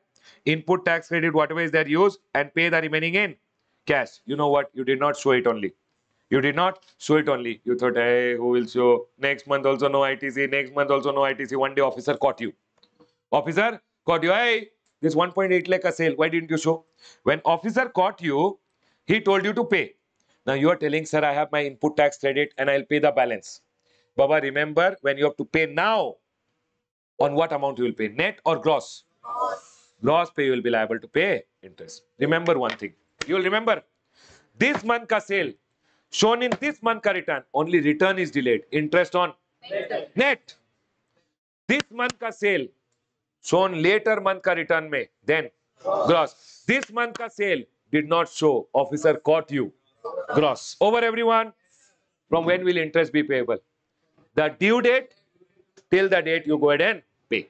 Are we all 100% clear? This point was, see here, supplies during April, you did not declare only, or declared might be you paid some tax less. Officer caught you, initiated the proceeding. You have to pay GST on gross. When was this amount due? 20th May. Officer caught you here and you paid here. Then, Baba, till here you have to pay interest at the rate of 18% on gross or net. Can I go ahead, everyone? Are we all 100% clear with this point? Can I go ahead? Sure, everyone? Clear? Chalo, now. Yo, 1 minute, everyone. Everyone over here, this was already there. Now the amendment part I want to teach you. Everyone listen to me very carefully. What is the amendment part? Amendment part is section number 53. What is section number 53 telling? See, these two also I taught you now only. I taught you already. Are we clear? Now I am going to teach you section number 53. It says, where the ITC has been wrongly availed and utilized, the registered person shall pay interest on such ITC wrongly availed. And I availed and utilized. Sir, if I availed only, did not use it ever, no ITC, no interest. Are we clear? But I availed the ITC also and used it also, then interest on what? Whatever amount I utilized.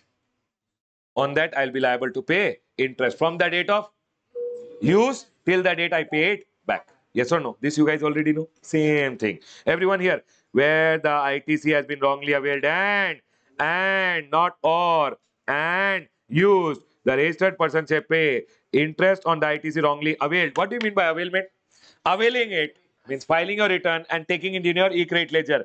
Using it to pay your output tax liability is utilization, and when you use it, interest starts. See, I told government when I availed it, I never used it. No, your money was there with you only. It was just showing in my e-credit ledger. I never used it, sir. My mistake, I took it. But if you use it, from that day, interest will start. That's it, everyone. Can I go ahead? Now, can I show you one example? See, ITC wrongly availed. Baba, what do you mean by ITC wrongly availed? Do you remember ITC ka availing ka condition? Invoice should be there. Goods should be received. Amount should be appearing in GST to be. You should have. Tax should be paid to the government. Yes or no? Return should be filed. Now, any condition you violated and you took the credit, then that is ITC wrongly availed. Now, if you use it to pay your output tax liability, that is utilized. And when you utilize it, if you utilize it, then interest will be payable on the ITC wrongly availed and utilized at the rate of 18% from which day? Please remember, interest will be 18%. Please remember, interest will be 18. It is 24. Government can recommend. Maximum can be 24. But now government have told how much? 18. And please make this change over here in the chart. It should be 18%. Everyone, for your exam purpose, please be careful. It shall be always 18%. Can I go ahead, everyone? Everyone over here now. Sir, everyone over here. Sir, now, everyone, ITC availed through the return. Amount came in your e-credit ledger. Never used it. Any interest? Nothing. Over. Now, again, one example. Everyone here. Everyone here. Output tax liability of a month is 10 lakh. People, output tax liability is how much? 10 lakh. I have taken, you know what? I went ahead and filed my GSTR 3B for 1 month. For the month of April, for an example, okay? I told my output tax liability is how much? 10 lakh. Input tax credit, actually, which I can go ahead and take is only 4 lakh. For an example, whatever input tax credit I can go ahead and I availed how much wrongly? 4 lakh I availed. I told government ko my ITC is 4 lakh and I used it also. How much I used wrongly? So Baba, tell me how much balance I paid. Utilized also 4 lakh. Net tax paid. How much is the balance I paid? 6 lakh. Can you tell me, everyone, interest will be payable on what? 4 lakh. I was just checking. You got it right now, everyone. Interest will be payable on from which day? From the date of utilization till the date you pay it back. Are we all clear? So supposingly, when I was filing my return, output tax liability 10 lakh, I went ahead and told government 4 lakh and I used it also. I told 4 lakh is my credit and I used it in the same return. How much did I pay? 6 lakh. Government is telling, hey, this 4 lakh which you utilized, availed and used also, you will be, supposingly, you paid back to the government here. Then from here to here, you will be liable to pay how much interest, everyone? 18% for the number of days. Did you guys understand it, everyone? Sure. Okay. Everyone over here. It says, for an example, my output tax liability 10 lakh. ITC wrongly availed 4 lakh. I did not use it. By mistake, I availed it. By mistake, I availed it, but I did not use it. You know, 10 lakh rupees I paid in cash.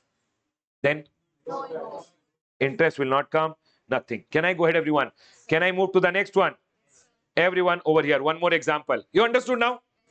Simple. Nothing is there. Using government ka money, interest will come. You don't use it, no interest. Everyone here. My opening balance of the e-credit ledger supposingly is nil. I went ahead and availed how much credit? Wrongly. Wrong. Wrong. How much? 2 lakh. Correctly availed how much? How much is my e-credit ledger total? This month, how much is my e-credit ledger total? 12. My output tax liability is 8 lakh.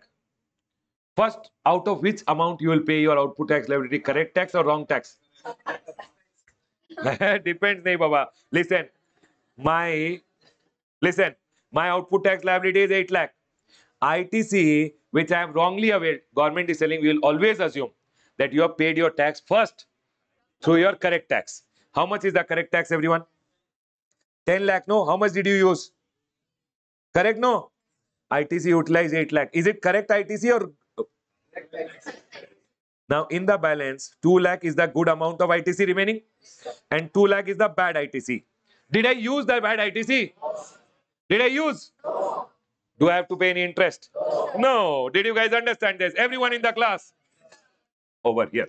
No, since the e-credit ledger balance has not fallen below the ITC, wrongly availed. How much is the wrongly availed? If your credit balance would have fallen below 2 lakh, that means you have used your wrong ITC. Did you guys get it, everyone? One more example. CA final students you have become.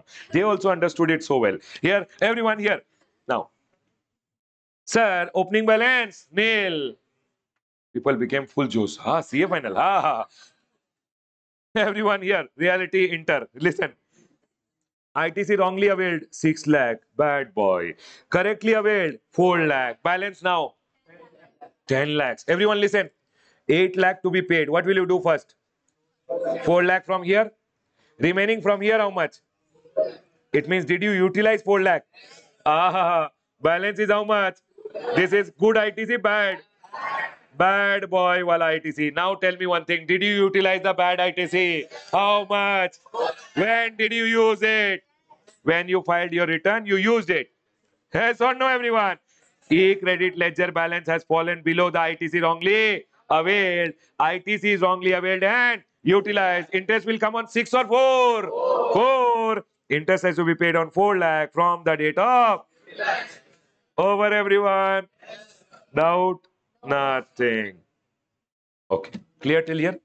Everyone come here. Come up, come up. See.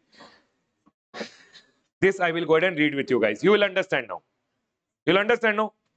See. In case where interest is payable on the amount of ITC wrongly availed and utilized, means which is told where? Here.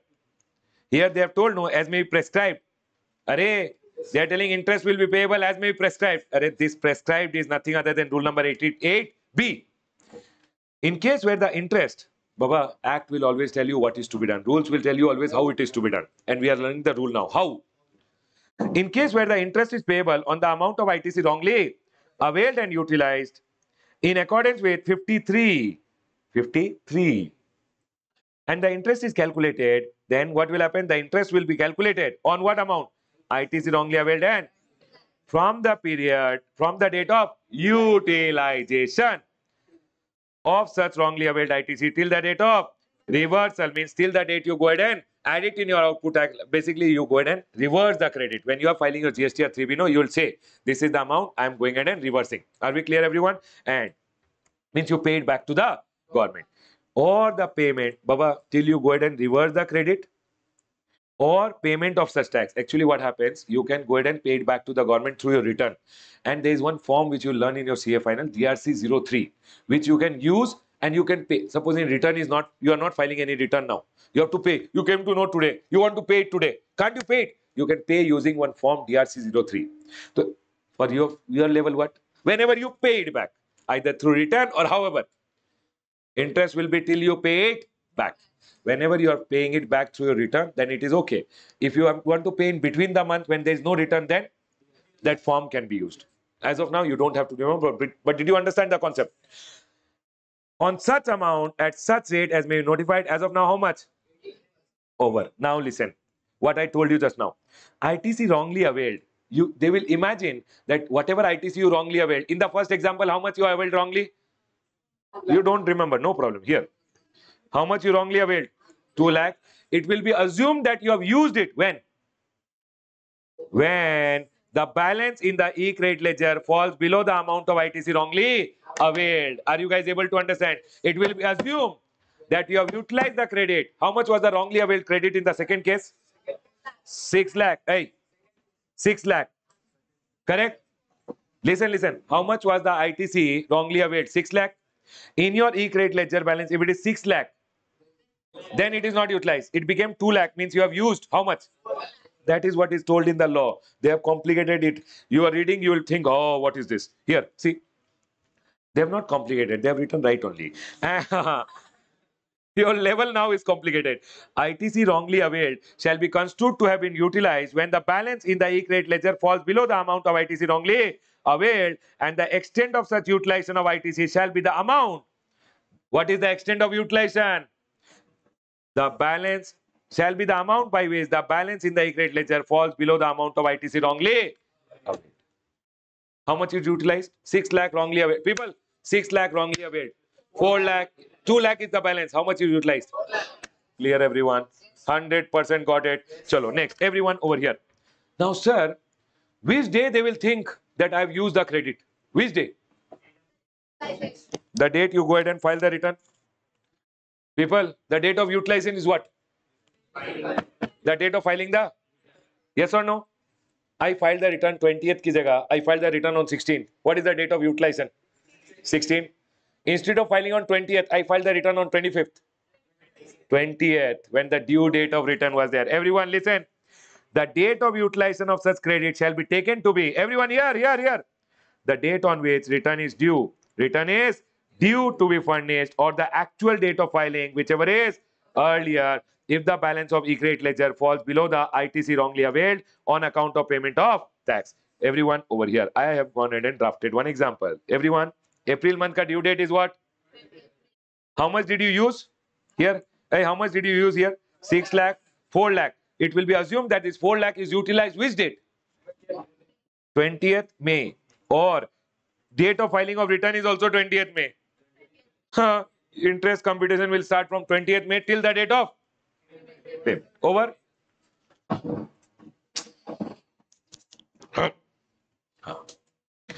20th May. You filed the return on 16th. 16 May. Correct or not, everyone? You filed the return early. It means you used it early. So due date, interest will start from 16. Can you tell me, in the month of May, how many days? 31 minus 16. 15 days. You got my point? Interest starts from the next day. Is my point clear? Sure? Can I go ahead? Next. Sir, interest starts from 6. I have to go ahead and file the return on 20th. I filed on 26th. 20th May. So 20th May say interest will start till the date of payment. Can I go ahead, everyone? Are we all 100% clear? Everyone over here now. Listen. The next one over here is, sir, it says the date of utilization of the credit shall be taken to be the date of debit in the E-credit ledger when the balance in the E-credit ledger falls below the amount of ITC wrongly availed in all other cases. What is all other cases? How do I explain? I'll tell you. Everyone listen. For an example. Okay, everyone here. Listen. How much is the ITC wrongly availed? 2 lakh, correct? ITC correctly availed? 10 lakh. For an example, proper officer gave you a demand order. Now, this is not return ka liability. This is not return ka liability. Officer told, hey, take this demand order, you have to pay me 5 lakh. This is not your output tax liability as per the return. You understanding, everyone? Above one was your output tax liability as per your return. Getting my point? Now, officer gave you on demand order 5 lakh rupees. Okay. How will you pay this 5 lakh? From first, this 5 lakh you paid. Correct or not? Baba, wrongly availed is 2 lakh. Is your E-credit ledger balance below 2 lakh? So have you utilized it? Is interest payable? No. Over. Now, officer gave you a demand of 11 lakh rupees. Baba, this is not return ka liability. Officer gave you a demand order. What did you do? 11 lakh you paid out of correctly availed ITC. 1 lakh rupees you used from here. 10 lakh here and 1 lakh from wrong credit. So can you tell me wrong credit remaining is 1 lakh. How much you utilized? 1 lakh. Correct or not? Which day you utilized?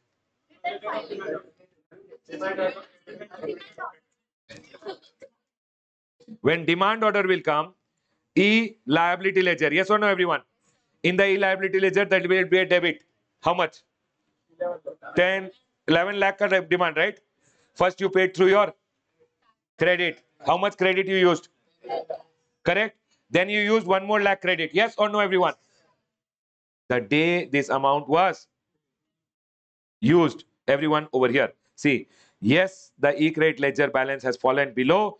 Interest will be payable on the day 1 lakh was debited from the E-credit ledger. Means this amount came out from the E-credit ledger and you used it to pay your liability the day it was used. Are we clear, everyone? I hope you guys got the point.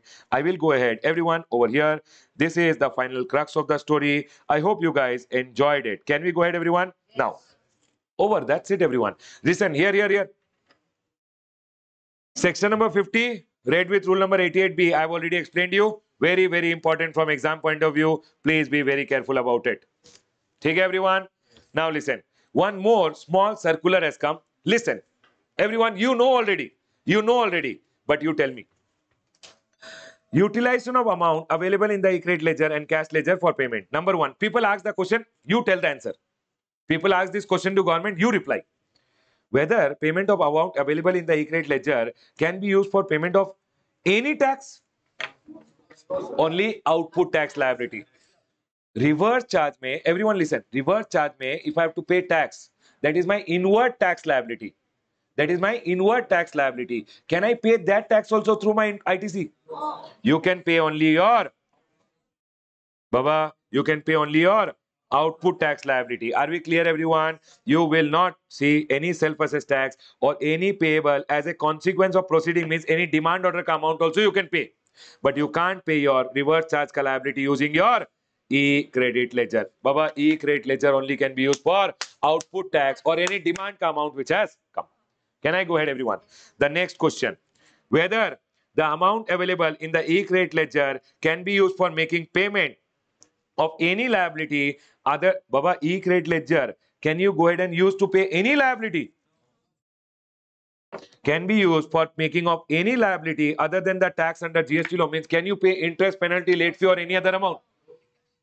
Baba, always remember the credit can be used for making payment of output tax only. It cannot be used for making payment of IPLO, interest, penalty, late fee or any other amount. Are we clear, everyone? Similarly, e-credit ledger cannot be used for making payment of erroneous refund sanctioned. But at this point, you don't have to remember. It's okay. At intermediate level, erroneous refund and all not required. Can I go ahead, everyone? Are we all clear till here? The next one over here. You answer.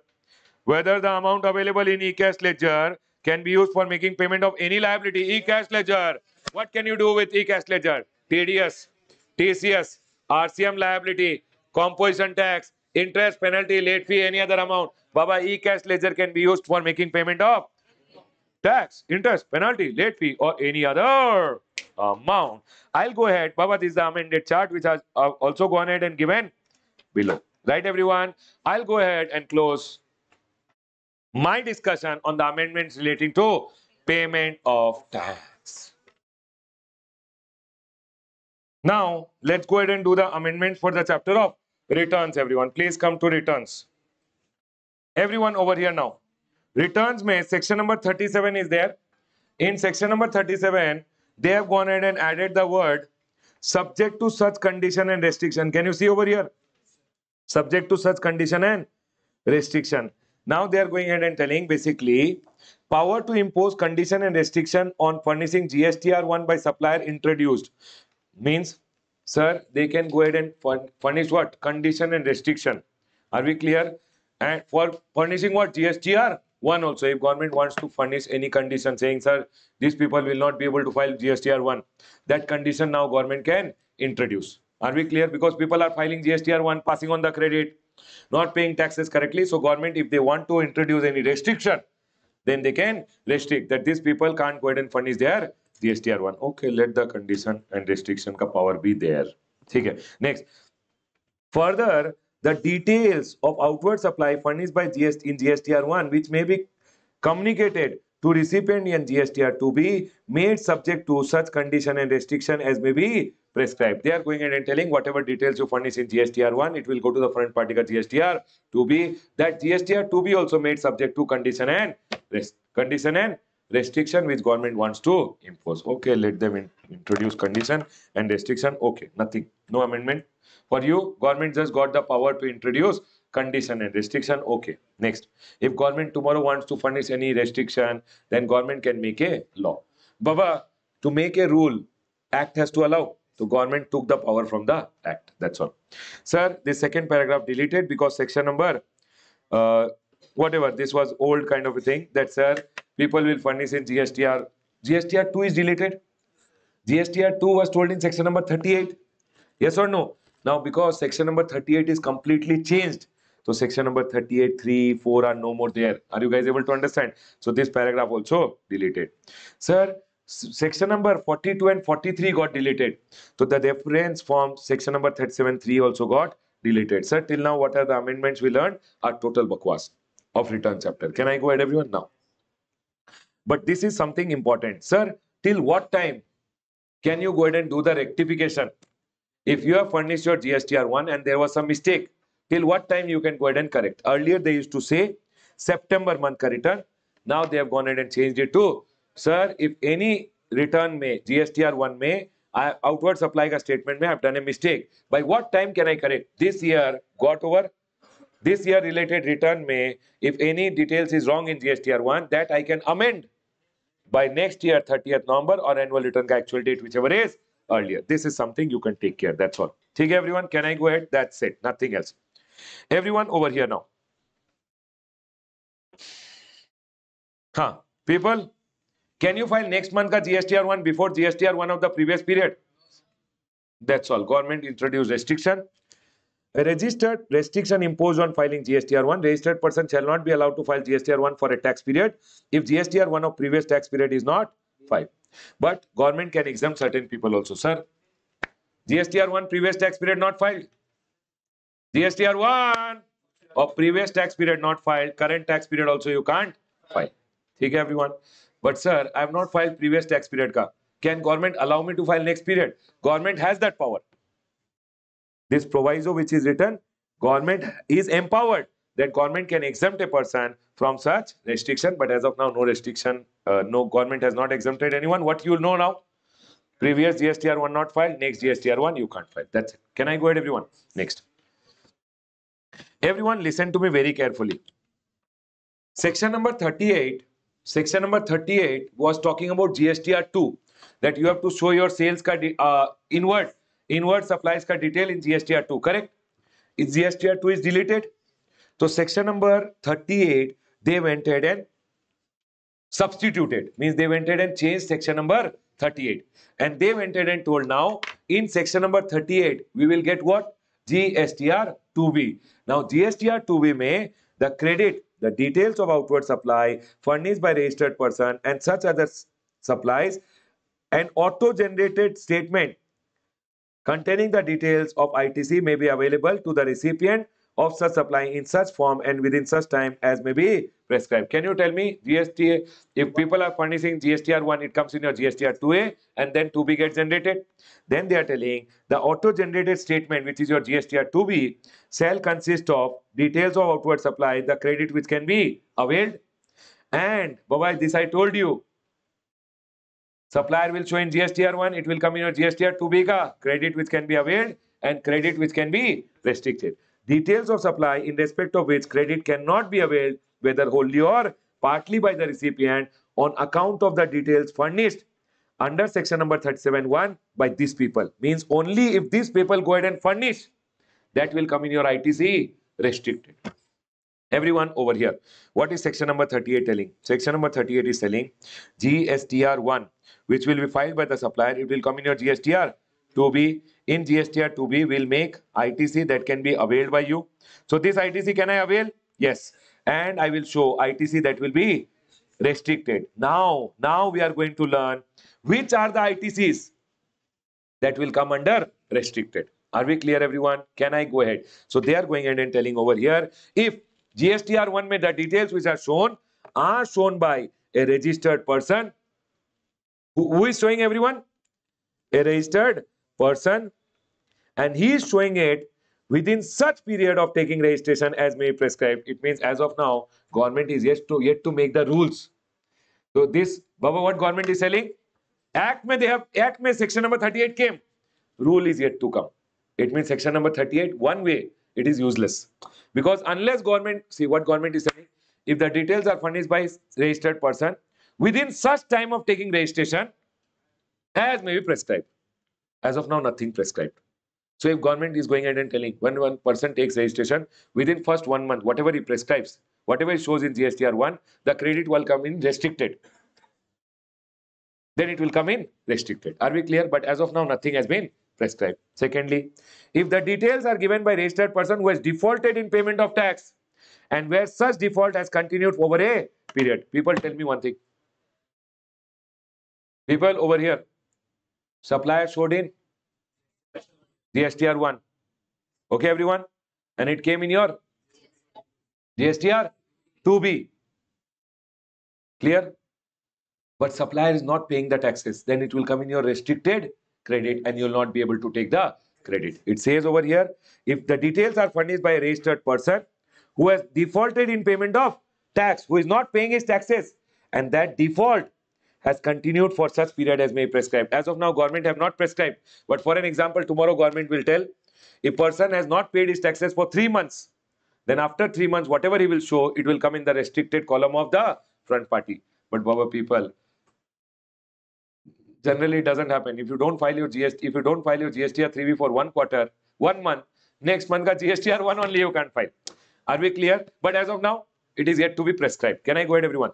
Next, if what is appearing in your GSTR 3B is given by whom? Is shown by a registered person. Basically, details are furnished by whom? Registered person. The output tax payable by whom? In accordance with the statement of outward supply furnished by him during such period as may prescribe exceeds the output tax paid by him during such period as by such limit as may prescribe. What they are telling is, your GSTR 1 may you showed 1 crore, 18 lakh ka credit you passed on. In GSTR 3B, you are showing 1 lakh sale and 18,000 ka GST you are paying. They are telling we will fix a limit. If there is too much difference, then your credit which you are trying to pass on will go in the front party ka restricted column. As of now, they have not prescribed the limit. Then, if the GSTR 1 may details are prescribed by registered person who during such period as may prescribe has availed credit of an amount that exceeds the credit, then can be availed by him under clause A by such limit as may prescribe. What they are telling over here? Availed more than what you should have gone ahead. What, Baba? What is appearing in your GSTR 2B only that you can take? Might be the person who is going ahead and passing on the credit, he took more credit than what was coming in his GSTR 2B. Then Baba, that person who is passing on the credit, that credit will come in my GSTR 2B restricted. You getting my point, everyone? The next one over here. So GSTR 1 may, that person who is prescribing, he is that person who has defaulted in discharging his liability in accordance with 4912. Baba, what is 4912? You should pay 1% of your liability in cash. That person who has gone ahead and shown in GSTR 1 and it is coming in my GSTR 2B, that person has not followed 86B. What is 86B? 1% to be paid in cash. It means he has done any default. Baba, remember, now on, your supplier is a defaulter. Your credit will come in restricted. So better buy from good people. Are we clear, everyone? And government is telling such other class of person, we can prescribe such other class of person also, whose detail furnished in GSTR 1 will come in your GSTR 2 be restricted. Baba, in my opinion, I've taught you once, you can read once and go. Are we clear? Not very important. In rule number 60, people, listen. Everyone here. In your GSTR 2 say, GSTR 2B used to get created, GSTR 2A say 2B used to get created. Earlier the word was auto drafted. Now government used good word, auto generated. Okay. Auto drafted word became auto generated. Total bakwas. NRTP, everyone. When does GSTR 2B get created? GSTR 2B gets created on 14. NRTPs were filing their return on 20th. In my GSTR 2B, it was not coming. So government they changed their time limit and government told NRTP, now you are required to file your return on 13th. Everyone over here, NRTP ke liye, instead of 20, now the date made as 13.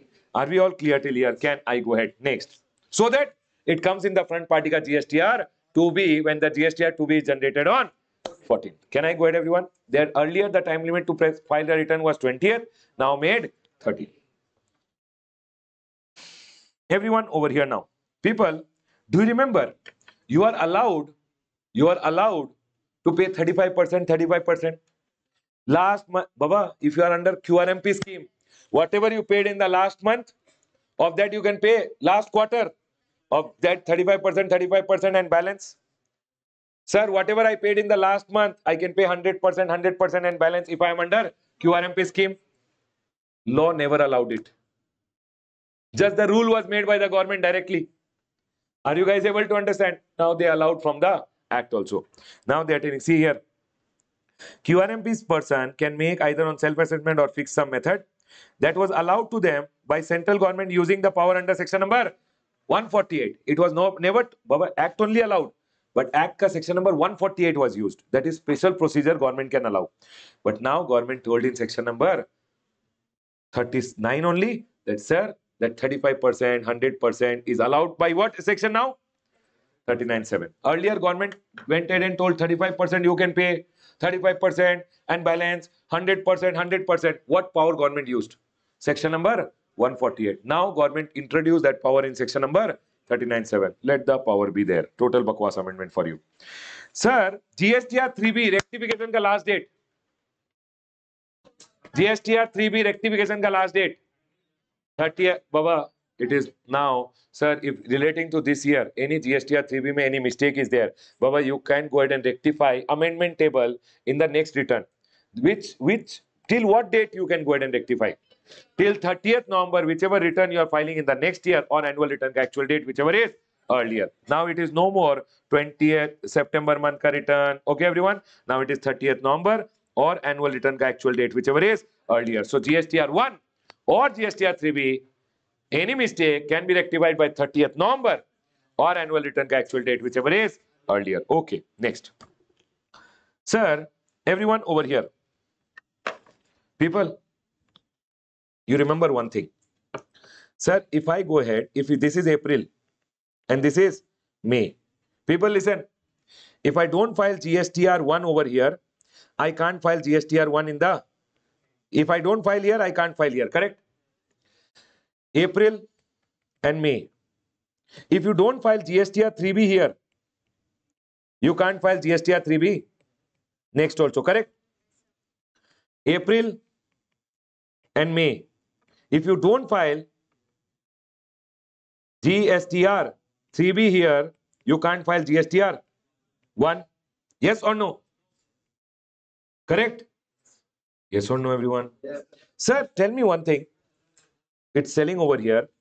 Now a person shall not be allowed to file GSTR 3B unless GSTR 3B of previous tax period is filed. People, GSTR 3B not filed, you can't file next GSTR 3B. Sir, or GSTR 1 of the current tax period is not filed. Can you tell me one thing, everyone?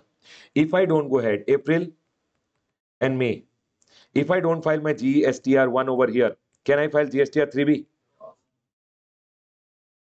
They are going ahead and telling no person shall be allowed to fund his GSTR 3B unless GSTR 3B of the last period is filed or GSTR 1 of the current tax period is filed. So if I don't file GSTR 1, I can't file GSTR 3B. Okay, I'll tell you.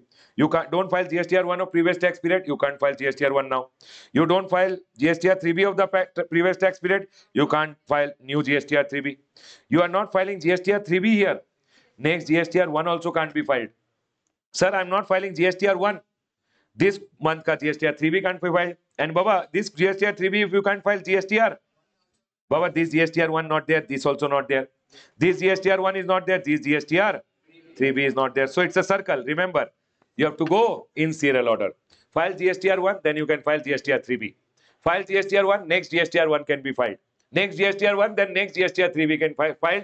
This GSTR 3B filed, next GSTR 3B also can be filed. Are we clear, everyone? Can I go ahead, everyone? Any confusion? Everyone over here now. Annual return, Baba, annual return was required to be filed by every registered person. Annual return was required to be filed by every registered person. Correct, everyone? But then 17, 18, 18, 19, 19, 20, government told optional for turnover up to 2 crore. Optional for people with turnover up to 2 crore. 2021 government told exempted. You don't have to file only. Optional also no. 2021 government told annual return is not required if your turnover is up to 2 crore. Now, government is telling 21, 22 also. Government told if your turnover is up to 2 crore, annual return is made exempted. You don't have to file. So, sir, 17, 18 onwards till 21, 22, actually annual return. For first 3 years, it was optional. 21, 22, 2021, 21, 22, government exempted only. Government will not require. Can I go ahead, everyone? Next. Late fee. Everyone listen. In late fee wala section, no, there was something called inward. Hey, GSTR 2 gone, government told delete this inward. Arey, purchase return, if you don't file, late fee will come. Arey, purchase return is only not there. Can I go ahead, everyone?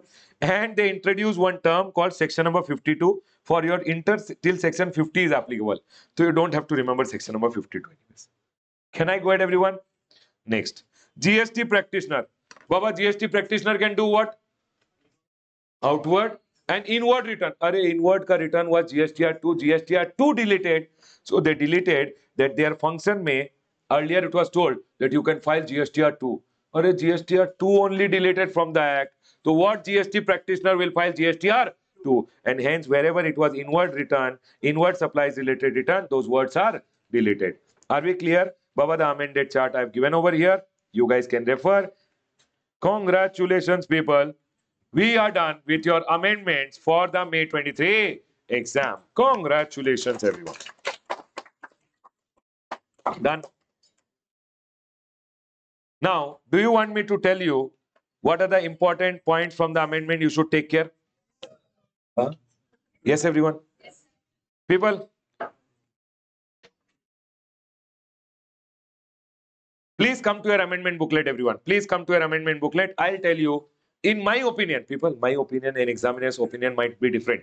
In my opinion, what are the amendments you should be careful about? Okay, everyone? Means which are the amendments you should see properly and go. Can we go ahead, everyone? Please come to the amendment booklet, everyone. Sir, I want the amendment booklet. Where will you find it, everyone? RameshSoni.com. Free resources, May 23. Statutory update / amendment for May 23. May or June. May 23. Now, everyone over here, listen. Chapter number 1, okay, nothing important.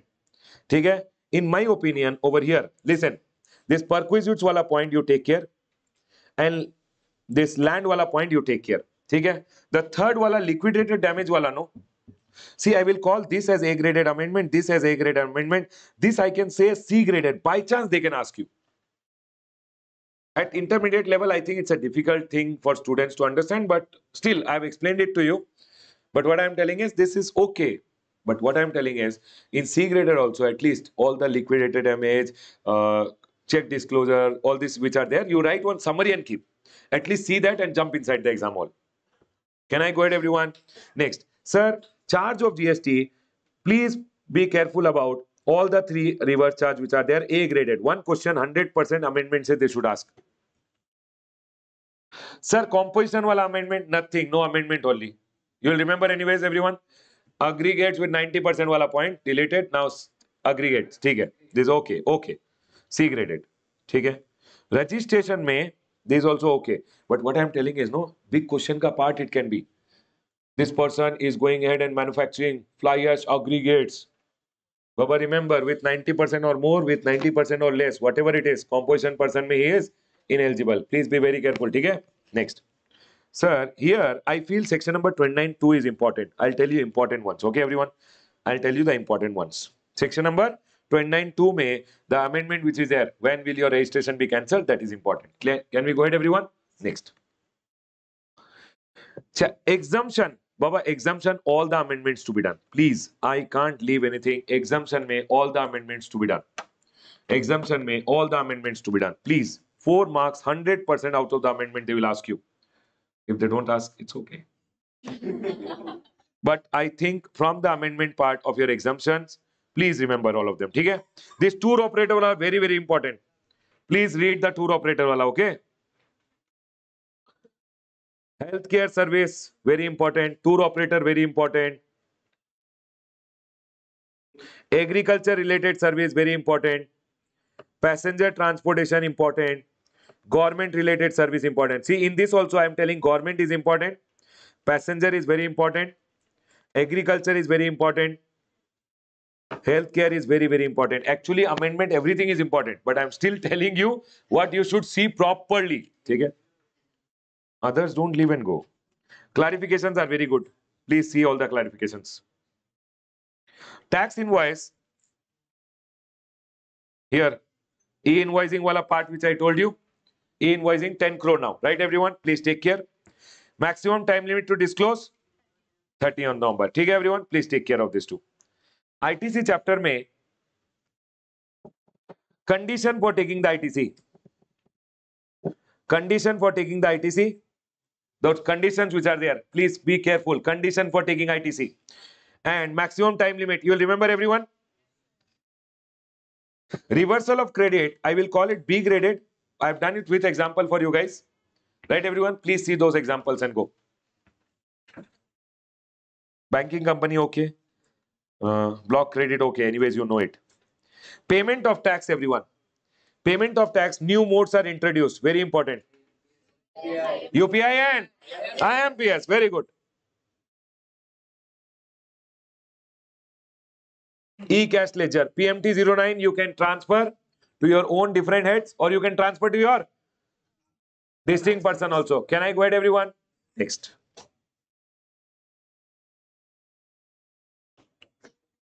Baba, section number 50 read with rule number 88B. All the examples must do. Very important. Okay everyone? This one, section number 50. Sir, this circular which is there on utilization of credit. Circular, please be very careful. Done everyone? Returns. This one. What is the last date for rectification of GSTR1? This point.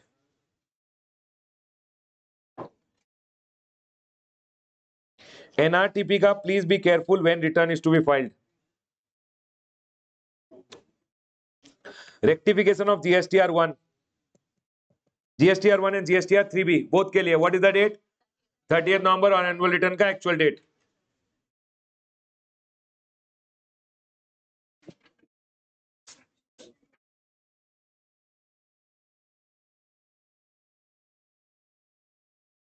That's it, is the most important part. Otherwise, please remember amendments are anyways very important. Right, everyone? Amendments are anyways very important. I told you the most important part, which just before jumping in the exam hall, you see and jump. In the exam hall, you jump. Okay, everyone? All the amendments you see and jump inside the exam hall. Okay, everyone? I'll go ahead and close all my discussion on the amendments related points over here. Congratulations, people. People watching at home. I hope you guys enjoyed the video. People, if you enjoyed the video, you have to like the video and also subscribe to the channel. Right, everyone? I'll close my discussion over here. Take care. Bye, guys.